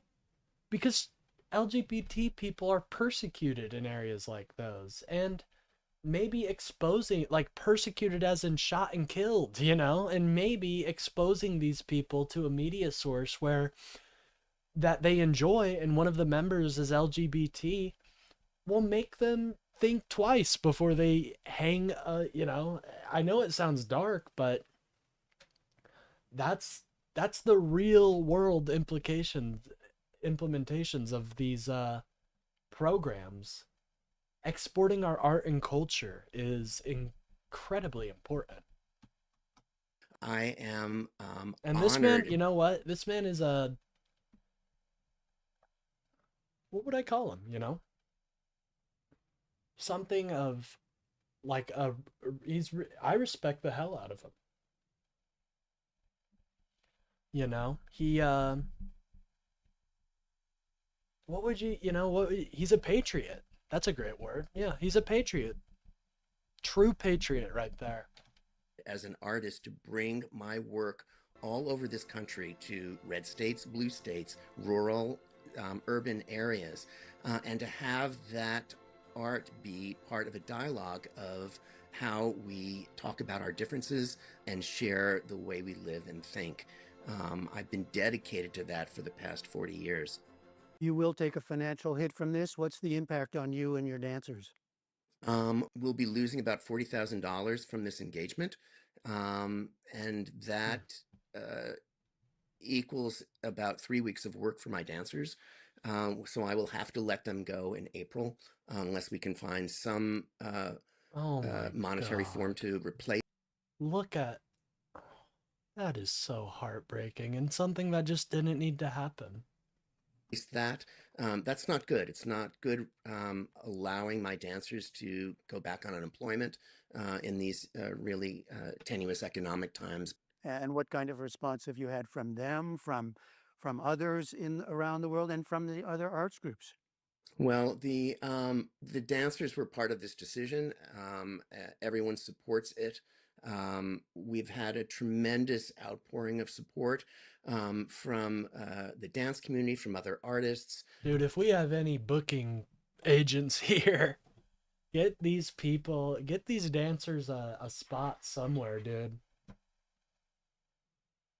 Because that is tragic, honestly. From all around I have the a huge world, respect actually, for the people arts. I have never met, people who have never seen the dance company itself, congratulating us on our integrity to pull out at this particular moment. So I'm proud of the decision that we've made. And have you heard from the Kennedy Center, and do you anticipate legal action from them? I do not anticipate legal action. The dance companies that were part of the presenting series this year all included a clause in our contracts that allowed us, at our discretion, if we felt that our reputation was being affected, to pull out. Which it is if you're performing at the Trump Kennedy Center now. How disgusting. He's corrupted this beacon of art and culture. Out without cause. So that is in our contract. If they want to legally take us to task for that, I'm happy to have lawyers look at that. All right, choreographer and Patriot, dancer dude. Doug Verone, thank you very much. Thank you. And a true patriot stands up for what they believe in. You know, a true patriot stands up against tyranny, dude. And this is what that is. Make no mistake, this is what authoritarians do. This doesn't happen in America. We name our buildings after people in honor of the legacy that they produced. And it's the people that name it. It's not the president. And joining me now from Hermosa Beach, California for an exclusive interview is Richard Grinnell. He's president of the newly renamed Trump Kennedy Center. You Last piece February, of he shit. I know this asshole. Oh my God. was named interim president by the board that was appointed by President Trump. Grinnell also served in Trump's first term, including as ambassador to Germany and acting director of national intelligence. Ambassador Grinnell, welcome to the NewsHour. Thanks for joining us. Fuck you, Ambassador Grinnell. Thank you for having me. I want to begin by just giving you the chance to respond to what you just heard there from Doug Verone, from others in the piece reported by Jeff Brown, a number of artists who chose to cancel or pull out of performances, citing both the president's takeover of the board and also the renaming of the center. What's your response? Well, first of all, I would note that in the entire package and in the questions, there wasn't a single question about the finances of what's going on. And I've noticed at PBS, for instance, you all haven't covered any of the finances in terms of the situation that the Kennedy Center has found itself. Oh my God, what are you talking about? Just a oh my God. How long does this asshole defend? Well, good. Amna Nawaz holds him, so let's. The Trump let's Kennedy see Center Amna. is in a very different position than the previous center was. And I would say that we have How does this have to do with the phenomenal finances? situation How does financially this- with the current Trump Kennedy Center. Bro, what are you talking about? Excuse me? Bro didn't even respond to the Because question. President Trump is a Don't phenomenal worry, Amna will fundraiser. keep him to it. And what we've been able She to cooks do these people. is look at ticket sales, donors, as well as corporate By the way, what sponsors. the and fuck is come he on, dude? Can we just be honest? He is not sober. I'm sorry. This man is on something. up with a holistic approach. Look at his eyes, to how you dude. look at the arts. When I arrived at the Kennedy Center, the then Kennedy Center, we were paying staff with debt reserves. Now, I understand that there's a lot of reporters who don't understand finance and who don't understand what paying for staff with debt reserves mean. But it seems to me that reporters who are interested in the full story should look at the full story of what's been happening in the arts. I don't quote the New York Times that often, but just about 2 months ago, the New York Times did a front page story saying that Broadway was dying. Ticket sales were in the tank. This is That a has phenomenon nothing that's to been do going with on what she just fucking asked, you wormy piece of. For decades. Arts centers are struggling. And the only way that you can go forward and have an arts institution that's financially secure It's by renaming it the Trump Kennedy Center. That's the only way. Dude, what a weasel. is to look at the holistic aspect. At the Trump Kennedy Center, we have 19 unions. It's incredibly expensive to go and put on performances. We cannot have unpopular programming that doesn't pay the bills. What I said when we came, and by the way, I didn't cancel a single show at all. Yeah, at the they canceled because of you, you dumb fuck. We know now that. Trump Kennedy Center. Well, I want to simply ask you about that, if I when may. you look at ticket sales, Mhm. when you look at ticket sales and you look at donors and you look at corporate sponsors, you have to come Oh. up with revenue neutral programming. We live in a world where you have to think about finances. We don't have unlimited funds. I appreciate that response, and I want to ask you more about both that, the programming and the finances, because as you've noted, there's been a lot of reporting around the ticket sales. There have been specific ticket sales windows that were reported on. The Washington Post said at one point that ticket sales in September and October were at a 43% unsold rate as compared to just 7% the year Not true. before. That's not true, you're saying. it's The not reporting true. is wrong. Okay, but the New York Times also reported the venue Oh, get fucked, dude. I income love fell all around of 50%. If I may, let me just ask this, because as you note, you're sort of rolling out a different revenue model is what I'm hearing. So are ticket sales down? Is that confirmed or not? Well, first of all, let me just say this. Bro, get fucked. I find it to be This is why I outrageous watch that PBS, folks. This right here. They really are a great program. Is not And reporting they'll hold on Democrats the phenomenon that arts to institutions the have fire been having too. for decades. Now, I do note, Ambassador, I that will say the we have chairman, the previous expansive arts chairman- programming in our coverage, but please continue. that's not what I said. You may have expansive arts programming, but you don't consider the finances. But let me just note one thing. Bro, what is this argument? You don't consider the finances of arts. Bro, what are you talking about? Do you want PBS NewsHour every fucking time they have an art piece to tell you how much it costed? What do you want, bro? Previous chairman of the now Trump Kennedy Center is David Rubenstein, and I understand that he's given you millions and that the room that you're sitting in is named after David Rubenstein. So I don't begrudge you that you can't go after a big donor and say that his financial management of the then Kennedy Center was something to look at. You can't touch that. I get that, because he's a Ambassador very big Grinnell, let donor. me make clear this has nothing again, to do when with I any of our arrived- let donors me or the fact that let the me studio finish. is You named invited for me David on. Rubenstein. You Please invited continue. me on. You invited me on. Let You me invited speak. me on. Let me when speak. you when I arrived at Oh, the he's then sweating. Uh-oh. This is why why he is not front page news, ladies and gentlemen. Kennedy Center, we had no money in the bank, and we were paying staff with debt reserves. That's immoral. You cannot run an institution. Let me give you one more example. Shut the 94 fuck up. people were employed in the development department, which is how you raise money. Since President Trump has arrived at the now Trump Kennedy Center, we've raised more than $130 million, blowing away all other fundraising. And that's corporate donors who are coming back because they trust the Interesting. Interesting. It's his corporate donors. Interesting. I'm sure Trump didn't demand that or anything. We've got the Stuttgart Ballet and the Vienna Philharmonic. I will give you the individual that you just interviewed.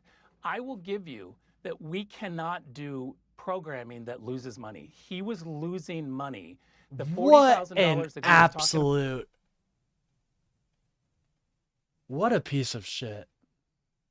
Dude, these was what crooks in the we were paying him, administration. and he didn't have ticket sales that were proper. Again, though, I didn't cancel him because he was scheduled by the previous regime who had a different criteria. Understood. My criteria, President Trump's criteria is different. We cannot have arts institutions that lose money because you have programming that is woke or not popular. Oh, Ambassador, there we Popular go. programming That's to Your team has- sustain reason. arts institutions. I understand, and your team has made it clear to us there are obviously artists who have no problem performing in this Trump Kennedy Center. You pointed out, in your team rather, we in have a a note lot to of artists us, that wanna- Miranda Lambert, Brooks and Dunn, Cheap Trick, all just performed in December. For those artists who are pulling out themselves, citing the renaming of the center, citing the fact that the president took over the board and made himself chairman, are you saying that all of those performances were losing money for the Kennedy Center? No, I don't really understand that question. What I'm saying Yeah, is of course we've you don't, because changed you're a the fucking programming idiot. I'm so sorry, that with dude. ticket sales, you have to combine Oh, jeez. donors and corporate sponsors. In today's world, let me just educate you about arts institutions. No Oh, art shut institution is the able to fuck pay for programming with ticket sales alone. That's not how the future is going to be for arts institutions. It's extremely expensive.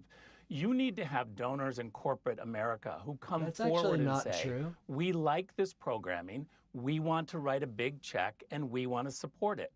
Again, we have 19 unions at the Trump Kennedy Center, and it is incredibly difficult to pay for any programming with just ticket sales alone. The fact So that all I'm if- telling you is that we are in great financial shape since Yes. President Trump came. Again, I'm $130 million raised in 10 months. We've still Yes. got 2 more months to go. You've made that and point, sir. We're going to blow the fundraising records The Get fact 'em. that off the the doors. viewership We're for the just Kennedy raising Center more than we ever honors were have. down so dramatically, some 35% in terms of viewership. The This artist was said they left the in, honors that in protest. If the money argument was true, and he was forcing on making it profitable, then he would have gotten rid of them earlier. Very true. President Trump himself said he handpicked most of the honorees. He hosted himself.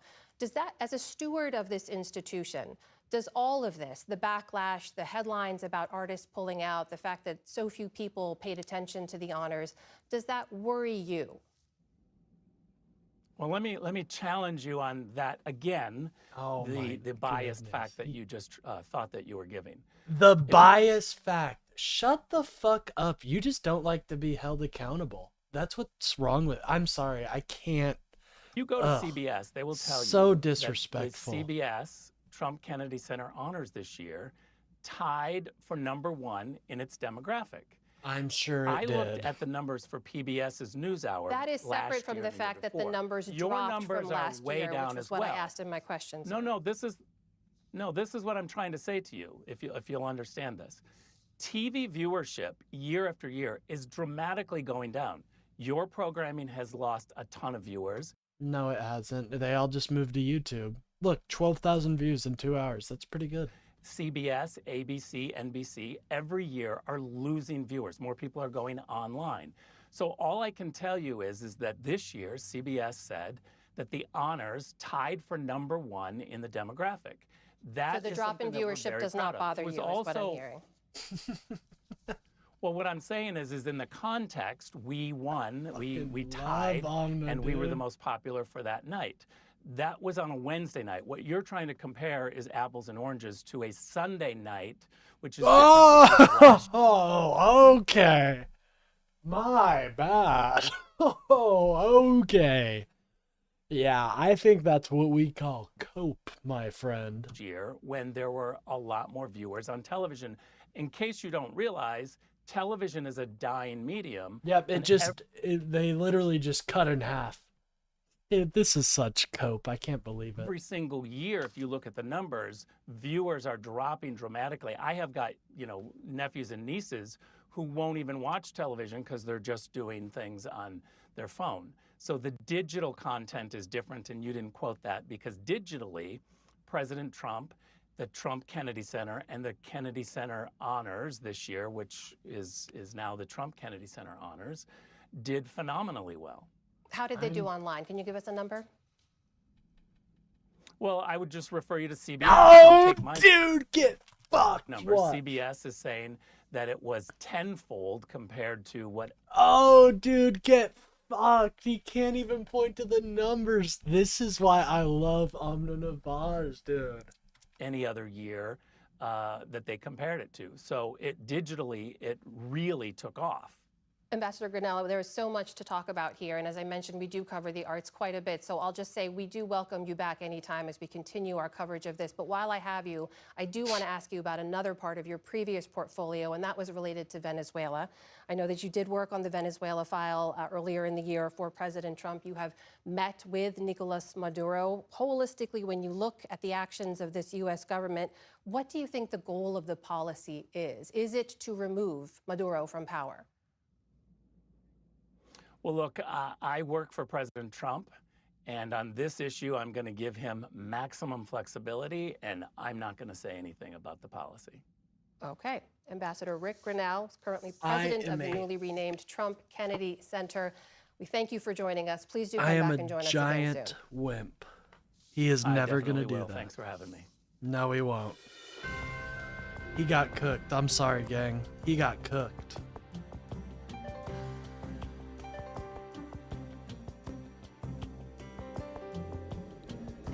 Oh, geez. I don't even know if we're going to have time. We are entering peak flu this season, and a new flu variant known as subclade K is spreading quickly across the country, driving a sharp rise in illness and hospitalizations. Public health officials say this current wave may last for weeks to come. William Brangham has the latest. That's right, Amna. Just this week, according to the CDC, flu activity is high or very high in 32 states and jurisdictions. That's nearly double from the week before. More than 7 million people nationwide have been infected, and over 3,000 have died so far this season. 3,000 people, ladies and gentlemen. Only about a quarter of adults and just 17% of children have received the flu shot as of November. So for more on the variant and what to look out for this flu season, I'm joined by Andrew Pekosh. He's a virologist at Johns Hopkins Bloomberg School of Public Health. Andrew Pekosh, thank you so much for being here. We know flu is a shapeshifter. It's why we have to design a new vaccine every single year. But this particular strain, this subclade K, is proving to be quite a challenge. Tell us a little bit about it. Is it more contagious? Is it more dangerous? Yeah, well, the first thing we know about this subclade K virus, which is part of a larger group of viruses we call H3N2 viruses, is we know that it has mutations at a couple of what I call hotspots on the virus that are the targets of your immune system and that can generate those protective antibodies that minimize infection and disease. So this clade K virus has changed from the viruses that circulated last year, and importantly, that it also has changed based on the vaccine that was distributed earlier this fall and is still available. So we think that the first thing that's going on with this clade K virus is more people are susceptible because it's found a way to evade that pre-existing immunity in the population that is induced by either infection or by vaccination. So is that why we are hearing reports that the current flu shot that people can get at the drugstore is considered not as effective against this particular strain? Yeah, this year is what we call a mismatch between the vaccine strain and the circulating virus. We know there's a few mutations that will cause some of that vaccine-induced immunity to not recognize the currently circulating virus. And what usually results from that is we end up seeing a drop in the vaccine efficacy, particularly against infection. Now, it's important to note that even in a year when there's a mismatch of this sort, we oftentimes still see a signal of protection against severe disease that's associated with vaccination. So just because there's a mismatch in this clade K virus doesn't mean you shouldn't take the vaccine. If you haven't gotten the vaccine already, still a good idea to take it. There's still time to get some protection out of it for the rest of this season. Yeah, the influenza vaccine takes about 2 weeks for you to generate a strong immune response to it. Flu seasons usually last anywhere from 4 to 6 weeks or longer. So even if you're in a part of the country that's starting to experience a rise in influenza cases, not a bad idea to go get vaccinated because it'll protect you against the tail end of the flu season. I want to ask you a question about public health messaging. Recently, Dr. Mehmet Oz, who runs the Center for Medicare and Medicaid Services, this joker. one of the most prominent doctors in the Trump administration, was on TV and he was asked about flu prevention. And he ticked off a whole slew of things that people should do: getting more exercise, getting more sunlight, eating well, taking vitamin D, sneezing into your elbow. The only thing he said about the vaccine, the flu shot, was something like, we know it doesn't always work that well and it's controversial. What do you make of that as a messaging strategy? Well, certainly the healthier that you are, the better it or you will be at fighting off an infection. But there's nothing really controversial about the influenza vaccine. Yeah, dude. We know that it works. We know that it's safe. It does vary from year to year in terms of its efficacy, but that's primarily because we have to choose a flu vaccine 6 to 9 months before our flu season in order to have enough time to manufacture enough vaccine to distribute. And with this Clade K variant, for instance, it emerged after the vaccine was chosen for the Northern Hemisphere last February. So there really was no chance for us to make a better matched flu vaccine because of that manufacturing issues. So again, the vaccine works. It could be better, but certainly it works. And there's no reason why most individuals shouldn't take the influenza vaccine. So who is most at risk from this flu right now? Well, we are. Oh, actually, we don't know this. Well, everyone can get infected, but when it comes to that severe disease, we're seeing a typical pattern, which is young individuals, pediatric populations, kids under the age of 11 are one prime area that is suffering from severe disease. And then individuals over the age of 65 are also suffering from. So you're typical. Go get your flu shot, ladies and gentlemen. It's important. Anyways, I'm going to skip this little section with Brooks and Capehart. And I'm just going to get into this little Asman right before. I'm probably going to end it after this video, but Asman, oh my God, it's 48 minutes? Holy shit, Asmongold, why? All right, we'll watch half of it. We'll watch half of it right now. So this is direct evidence that Nick Shirley is a liar. As I said before, the media is the enemy of the people. The media is the enemy of the people, ladies and gentlemen. Already, right off the bat, some typical driving into the bin now. Well, good luck. Oh, diving into the bin now. Oh, yeah, we are definitely diving into the bin. With Asman. God, it's filthy in here. Ugh. Over and over and over, and it only becomes more and more true. This is ABC Learning Center in Minneapolis. You have to learn ABC and numbers. Director Ahmed Hassan gave WCCO a tour after finding his daycare in the national spotlight. Look at his face. Dude. Dude, Asman is so humored by this. All right, we've arrived to ABC Learning Center. In a now viral video, right-wing YouTuber Nick Shirley claims... Right-wing YouTuber. Bro, what else would he be? What the fuck else would Nick Shirley be? He's not a left-wing YouTuber. Yep. This is what they do. It's all about... This is what they do. Oh my God. Just stating facts, and he's already soying out. Misrepresentation, dishonesty, lying, everything else like that. This is what they do every single time. And I just want you guys to see this because it just happens over and over and over. You realize, dude, why does he make those faces? I don't get it. But, actually, I think he might have a tick, so never mind. But, like, Asman, just embrace being bald, dude. This is the saddest mop I've ever seen in my life. Bro, the past has gone. The past is gone. Embrace the future. Holy shit. Nearly a dozen daycare centers in Minnesota are taking public funds but not providing a service. He says ABC Learning Center is one of them, knocking on the door in mid-December. I would like to check a child in the daycare. Hassan says his employee didn't respond because Shirley was in a group of about 8 people, and his staff was concerned about recent ICE activity. Is this daycare committing fraud? No. Why would they be concerned about ICE? Do they have people that are illegal too? Yeah. Dude, this is so disgusting. So they can't just be fraudsters. Now they're illegals hiding from ICE, hiding illegal people. Like it's never enough with these people. Like, what's that? Hassan showed us security. Yeah, so basically, like, oh, well, we had to stop them because of the other crimes that we might be committing too.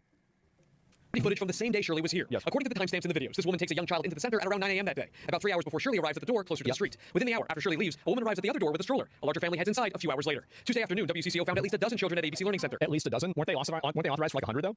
Like, so, like, let's say they have a dozen or even 2. Bro, that's not, dude. It's like, it's obviously not going to be at max capacity. A restaurant can be authorized for 500 people. Are there going to be 500 people in that restaurant at a given time? No, you idiot. Dozen people there, that's still over 50% that they're not even at capacity. So like basically, I mean, your best case scenario is that they're being paid for 100 people. It was 40. Okay, so it's 40. So like you have 12 and not 40. That's over half that aren't even there. So if there's only 12 people there, it seems like you probably couldn't fit. I mean, could you fit 40 people inside of there? I would say definitely not. So how does that even happen? Dude, not just authorized claiming? Could. Yeah. A bunch of children? What are you Which is on licensed about? the And that's not Records the show only area. Minnesota officials last visited the daycare in November, noting some corrected and ongoing violations related Yeah, to you could day-to-day probably operations, fit but no 40 record of fraud. people inside of there. What did I do? I'm just a typical human being who wants to live and do the right thing. See, this is the kind of like slop messaging that just totally corrupts the mind of a Karen. Like whenever a Karen hears something like that, she starts feeling bad, and it's oh no, oh my god, everybody's human, everything's fine, and it's this emotional weaponization. Maybe they're just fucking human, you piece of shit. Unlike you goddamn cretin of the deep. That happens, and that's the reason why things have gotten so bad. It's the Karen kryptonite, exactly. Is that they can't go against this because it could make them feel bad. It's all about their feelings, the way that they feel, what they're thinking about like that, and that kind of stuff. That's their main focus and their main goal. Kids to Yeah, it's complete emotional manipulation, and Karens just fall for Now, it like it's nothing. something funny happens here. Tell me if you guys can see it. So, again, he's saying this is all politic based on feeling. Keep that in mind. It's so easy to control them, it's embarrassing. Umi Hassan, the daycare's current owner, believes these latest fraud accusations are political. Both she and Hassan are Somali Americans. Well, they are political. I mean, it's true. We pay our taxes. We do whatever we can to be a law. How are they political? How the fuck are they political, Asmin? Do they have a political career? No. Not at all. You can to be a law-abiding citizen? Right. At the same time, when one Somali does something wrong, we all get collective punishment. With Shirley's video now. Yes, exactly. How's the timeline match up? Nick showed up at 9. They show up with kids an hour later, but the place doesn't open until 2 p.m. They even fucked that up. Guys, out. Dude, Joshua, you're just mad that most Somalians have a bigger wong than you do. Again, you should not even engage, like, to the extent that you try to engage with these people, it's like getting in a fight with a porcupine. Like, if you're, it's a different place, either way, it's just, you do not even engage with the facts that they're putting out there because they're just lying. So whatever they say, whatever their explanation is, it's just bullshit anyway. You shouldn't take it seriously even for a second. So really, I mean, debunking this, like, I mean, are we really going to debunk some, like, fucking brain dead? These are people that can't 18 billion! It's now went to $18 billion! 18 billion! So where are you getting that number from? Because the people that have been indicted and tried under the Biden administration, you realize that it was only $9 billion. So where's this $18 billion coming from? You are very stupid. I'm just gonna be honest. But that's okay. That's okay. We'll learn together. We'll learn together. You're a fucking liar. No, I'm not. Look it up, dumbass. You want to come into my Discord and we can shout at each other?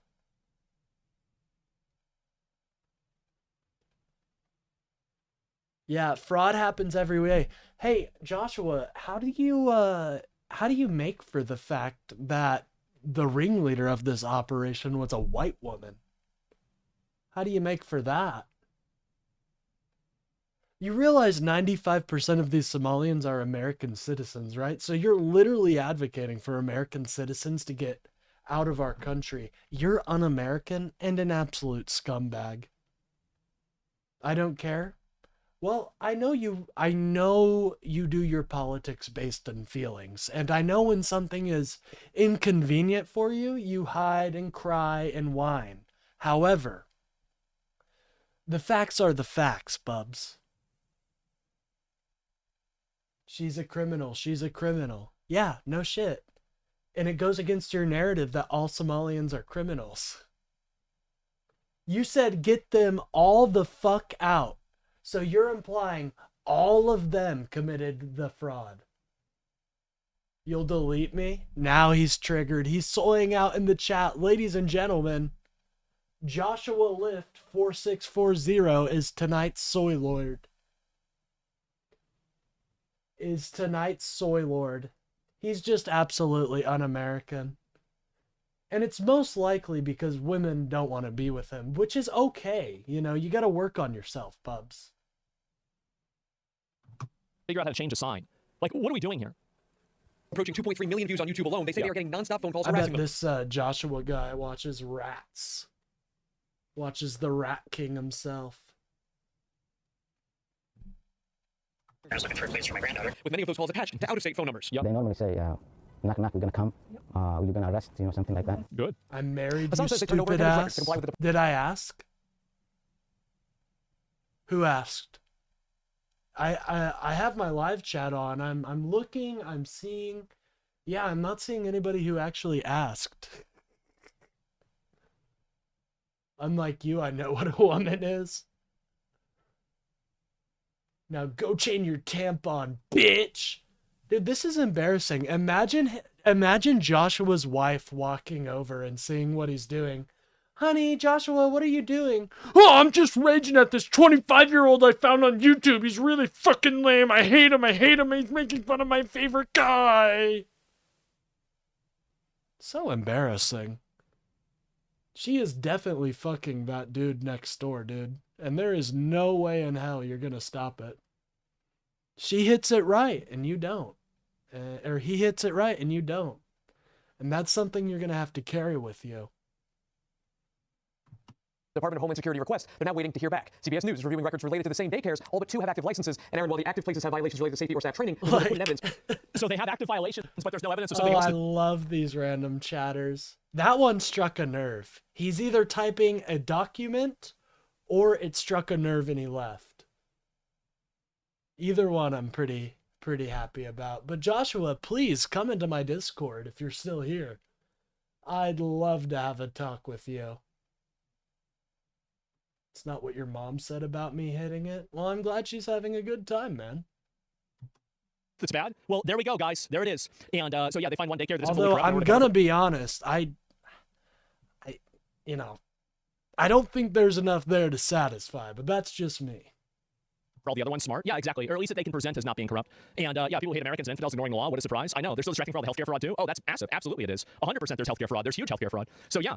And guys, there's no evidence the MAGA YouTuber lied. They'll never have to report on it again. I know, man. And so I don't know what else to say beyond that. All but 2 have licenses. Yes, of course. And I'll let here's her another know. one here.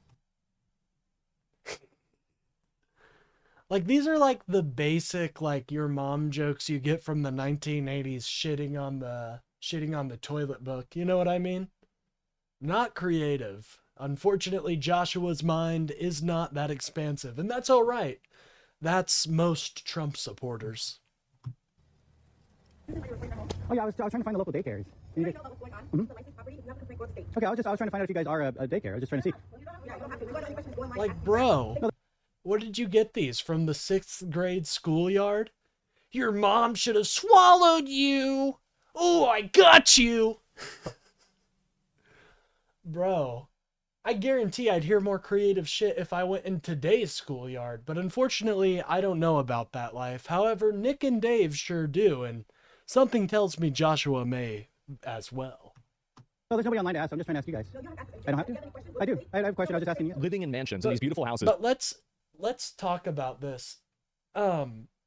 This man is literally going up to random Somalian people and screaming at them. You don't know if maybe these people own a business.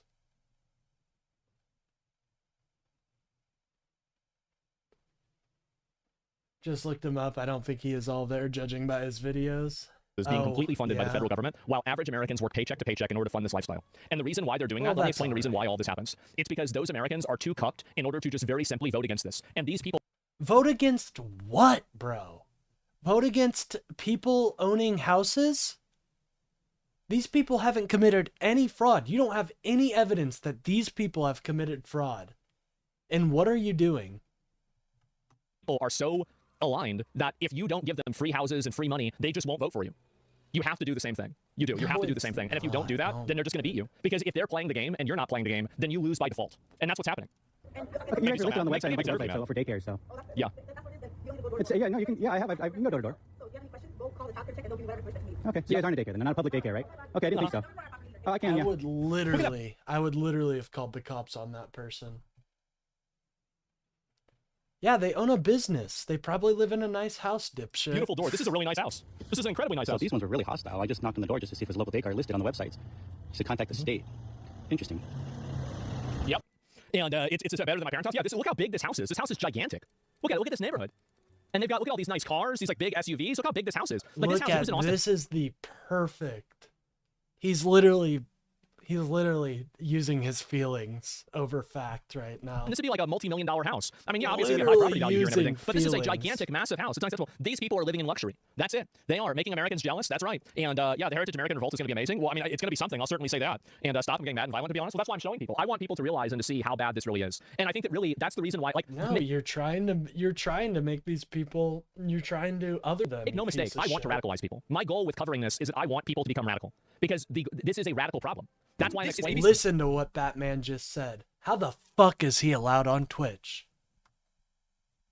Listen to what that absolute scumbag just said. How the fuck is he on Twitch? That's the reason why I'm explaining it in the way that I am. My goal is to make people as radicalized and angry and furious about this as possible, so they will be willing to take whatever steps necessary in order to stop this from happening. Okay, you're fucking disgusting. He wants people to kill people. That's what he wants. Asmin is an American. He needs to take that fucking American flag down. Piece of shit. That's my goal. I will state it straight out 100%. That's exactly what I'm trying to do.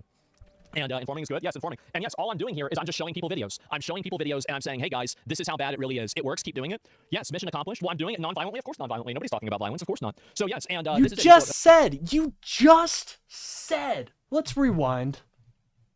Is to make people as radicalized and angry and furious about this as possible, so they will be willing to take whatever steps necessary in order to stop this from happening. What the fuck does that mean, Asmongold? What the fuck does that possibly mean? You're a sick son of a bitch. You truly are. Holy fuck. God, not even worth the toilet paper I wipe my ass with. What a piece of shit.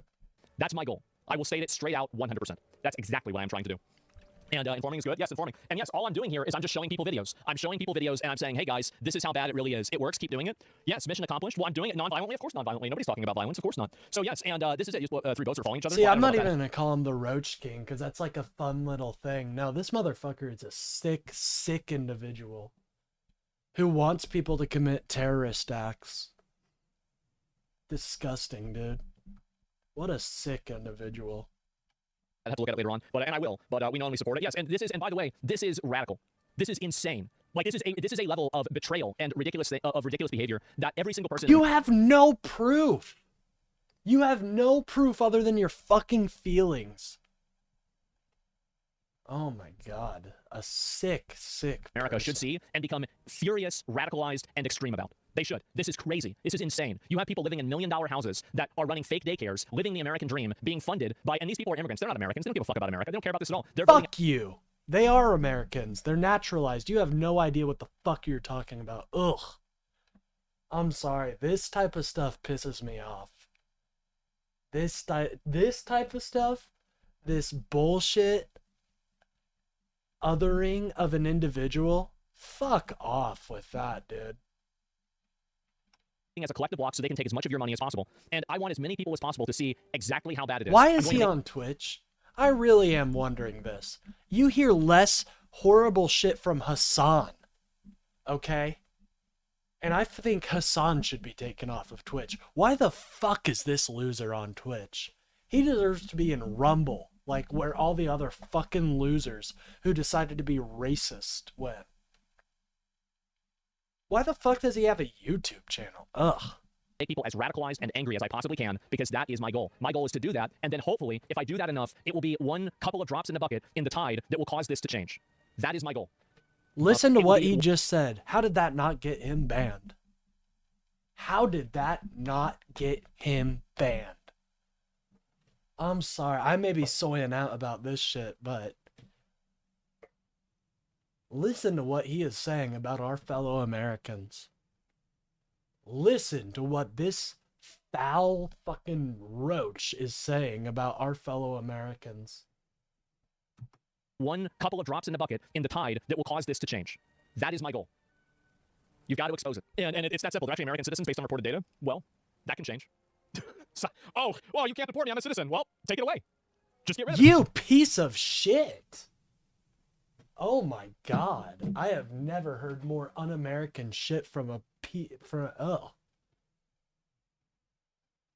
Hold on. I gotta switch my headphones out. But this piece of shit isn't an American. Fuck no.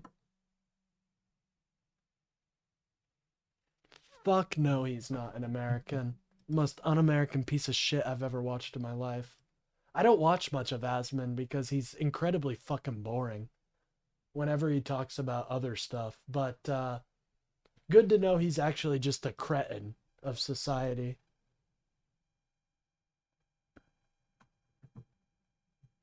Also, dude, just take your hair off. Bro, it is so gone. It is so gone. There is no hope.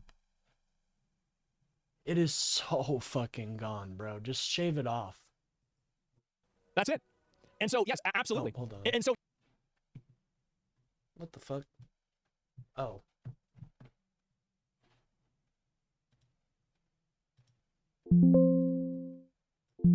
Alright, there we go. He's a fascist. He's a scumbag. Yeah, he's a fascist for sure, but... Yeah.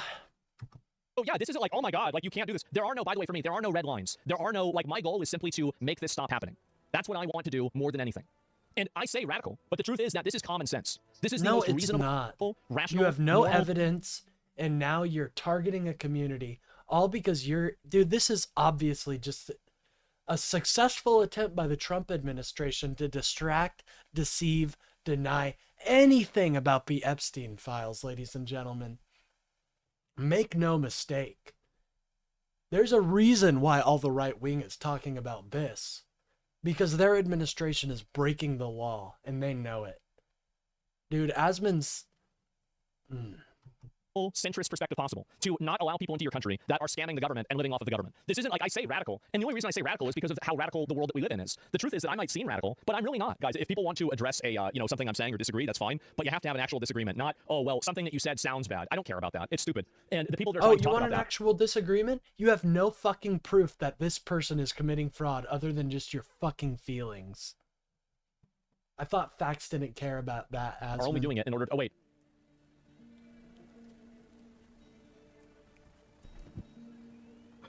Not another one. Oh, God.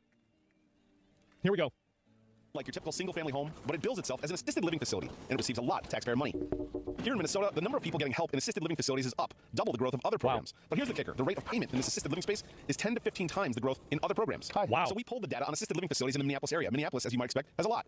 There's a lot of these videos coming out now? Yeah, because it's everywhere. It's all across the country. Oh my God. Listen to this piece of shit. This is still only the tip of the iceberg. This is the reason. This is one of the big reasons why we're poor. This is the reason why we have no middle class. Dude, no, it's not. You want to know the big reason? It's corporations, you dumb fuck. God, he's so brain dead. It's because all of your money is being redistributed to people like this. With a population of 307,000 has 83. But Brooklyn Center, 30,000 population, has 106. And Brooklyn Park, population of 84,000, has 181, more than Minneapolis. Dude, are there potentially more seniors in Brooklyn Park? By any chance? A city 5 times its size. But this assisted living facility puts this all in perspective. It's owned by a man indicted for laundering $1 million in the feeding. So it's owned by a guy that's been indicted. So that means they've already decided that he's broken the law. So he's got $1 million. Wait, what? So criminals can't own businesses? Interesting, Asman. I don't know if you'd actually agree with that. Our future scam. He's Gandhi Mohammed, now Gandhi Abdi Kadai, and his LLC owns the homes. His wife runs the assisted living facilities, and the state is continuing to pay as he awaits his trial. Wow. You are so dumb, Asman. That doesn't mean anything. Wow. Truly, it doesn't mean anything. Fucking lying. Exactly. This is how bad it really is.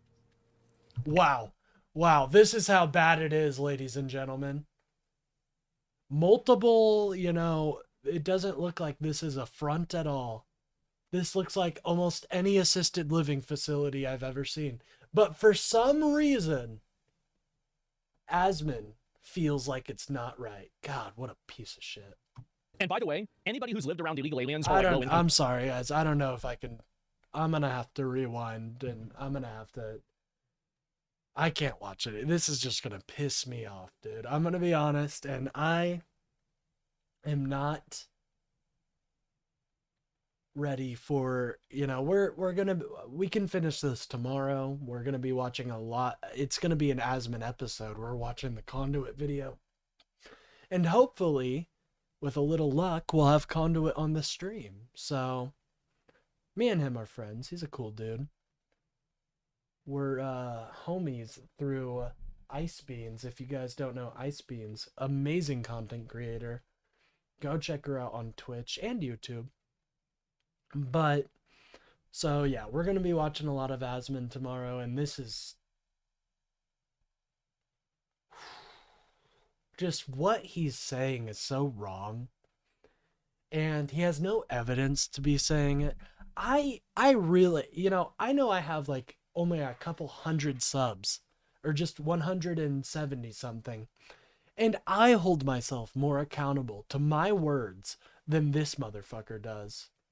Conduit's doing good stuff. Yeah, I love Conduit. Cool guy. So I'm hoping to have him on the stream tomorrow. He said he'd get back to me tonight, so we'll see. But yeah, I think Conduit's super cool. He is a super nice guy too. Super nice guy. So I think I'm gonna probably end the stream here for now. I know we usually go 3 hours, but I'm kind of jaded from this, I won't lie. Like, not the politics, just this video, to be honest. Like, I did not know he was just spouting racist shit like this all the time. This is mask off, dude. This is just mask off racism. How do I convince some... You can't convince Asmund. That's the thing. You're never gonna convince these, like, big, political voices, because they have so much invested in, like, especially the right wing. They have so much invested in continuing this bullshit. So he'll never admit when he's wrong. He will literally never. It's antithesis to his existence. I admit when I'm wrong all the fucking time. But Asmund can't do that. Sorry, this I'm probably, yeah, I'm gonna head out tonight, guys. I'm kind of getting tired too, and I want to be bright and bushy-tailed for Conduit's video tomorrow. And I'm writing down some questions I might have for him, and some questions we'll write down during the video. Anyways, with that being said, I did say I had some news to announce. So, starting hopefully next week, we will be having a normal-sized stream. That's right, ladies and gentlemen. We will be finally doing normal-sized streams. Now, we'll also be doing shorts as well. It'll be the dual stream option, but I'm creating a window that is custom fit for that. So starting next week, I will finally be returning to full screen streams. Now, we're also going to be doing a bit of a name change for our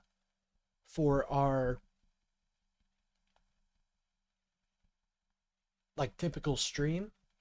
The title's probably going to be some variation of Void TV. Something like that. And I'll also be putting like a news story of the day in the thumbnail in a funny way. You guys will see. It'll all come together. So that's exciting. Woohoo, full screen. I know everybody's been I know a lot of people don't enjoy the shorts format, but it's how I get a lot of my viewability. So, but we're gonna be experimenting with the dual stream a little bit more this week on private streams, so I can really get it all together, get it all focused, all be a good product. So it's all formatted and stuff. But there was some other stuff I wanted to get to. Oh, I'm starting a podcast, ladies and gentlemen. There are members to be announced, but as of right now, I will have a co-host of the amazing, the ever intelligent, ever graceful Mirutsi. We will be hosting a podcast with more additions to be announced. So get excited for that. That's yet to be announced on when that will actually be going live. However, we will be starting a podcast where we talk about all sorts of things. What I'm hoping what I want the podcast to be is kind of a collection of community voices from all around the spectrum. So you'll have me, who more does U.S. politics and stuff like that. You'll have someone else, I can't say who quite yet, go over things like IP, stuff like that, and then you'll have other people go over geopolitics, and we'll all have like a story to talk about of the day. And hopefully that will bring some cool stuff about. We'll have some cool conversations, have cool people on. And yeah, maybe we'll even have Loner Box on one day. Maybe. You never know. You know, I haven't really talked to Loner Box too much on stream, or off stream for that matter. Hello, Bill. You're missing the tail end. I just announced a bunch of stuff. But we're going full screen here in a week. We're going to full screen. I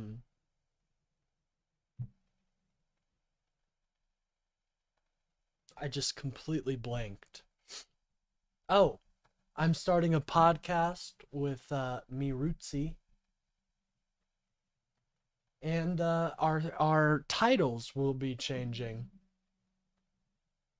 just at the time to end. I know, but don't worry, Bill. I'll be streaming at 12 a.m. CDT tomorrow, so and that'll be a complete Conduit episode. We're dedicating all of our stream to watching the new Conduit video and hopefully interviewing him, although no promises there. Conduit's a busy man, you know what I'm saying? But we've got big things coming in the That Guy Doesn't Exist empire. We really do. I am so excited, and I thank you guys so much for being part of this journey. You know, I always knew I was going to be a content creator of some form because, you know, I'm pretty performative sometimes, and I've always liked, I've always had a passion for the arts and stuff like that, but and I've always had a passion for politics, so it really fills me up with joy to know that I have people that enjoy my content, you know. Yesterday I missed the stream by an hour, so woke up 3 hours earlier and still missed it. Ah, I'm so sorry, man. I am so sorry about that. I truly am. Well, we can go a little bit longer. We can just talk for a little bit if you want. I don't like leaving. Bill is an amazing community member, so I like to keep him. We like to keep our mods happy out here, ladies and gentlemen. Well, I know, but I don't know. I know how it is, like, when you just get onto a stream and you're like, oh, I'm so excited to see what he's talking about. And then it's like, oh, well, guys, thanks so much for being here. But, all right. You won't want to miss tomorrow's episode. I'm pretty excited for it. It's going to be a bonanza. A real bonanza. Anyways, ladies and gentlemen, I guess I will get out of here. Here's the Yu-Gi-Oh card of the day. Someone might have been, oh, no, that's something else. Yu-Gi-Oh card of the day, Blue Eyes White Dragon. It's an engine of destruction, is what it is. It's truly the ultimate engine of destruction. Not my favorite card, though. Not my favorite card. My favorite card would be Dark Magician. Not gonna lie. Or actually, Chaos Dark Magician, I believe is what the other one is called, where he's got all the spindlies on him. Yeah, I like him. He's cool. I also really like the Cyber Dragons. The Cyber Dragons are really, like, they're interesting how they interact with each other. Anyways, I'm just rambling now, so I will get out of here. Remember to like and subscribe the video. Make sure to have an amazing day, and I will see you guys tomorrow. Peace.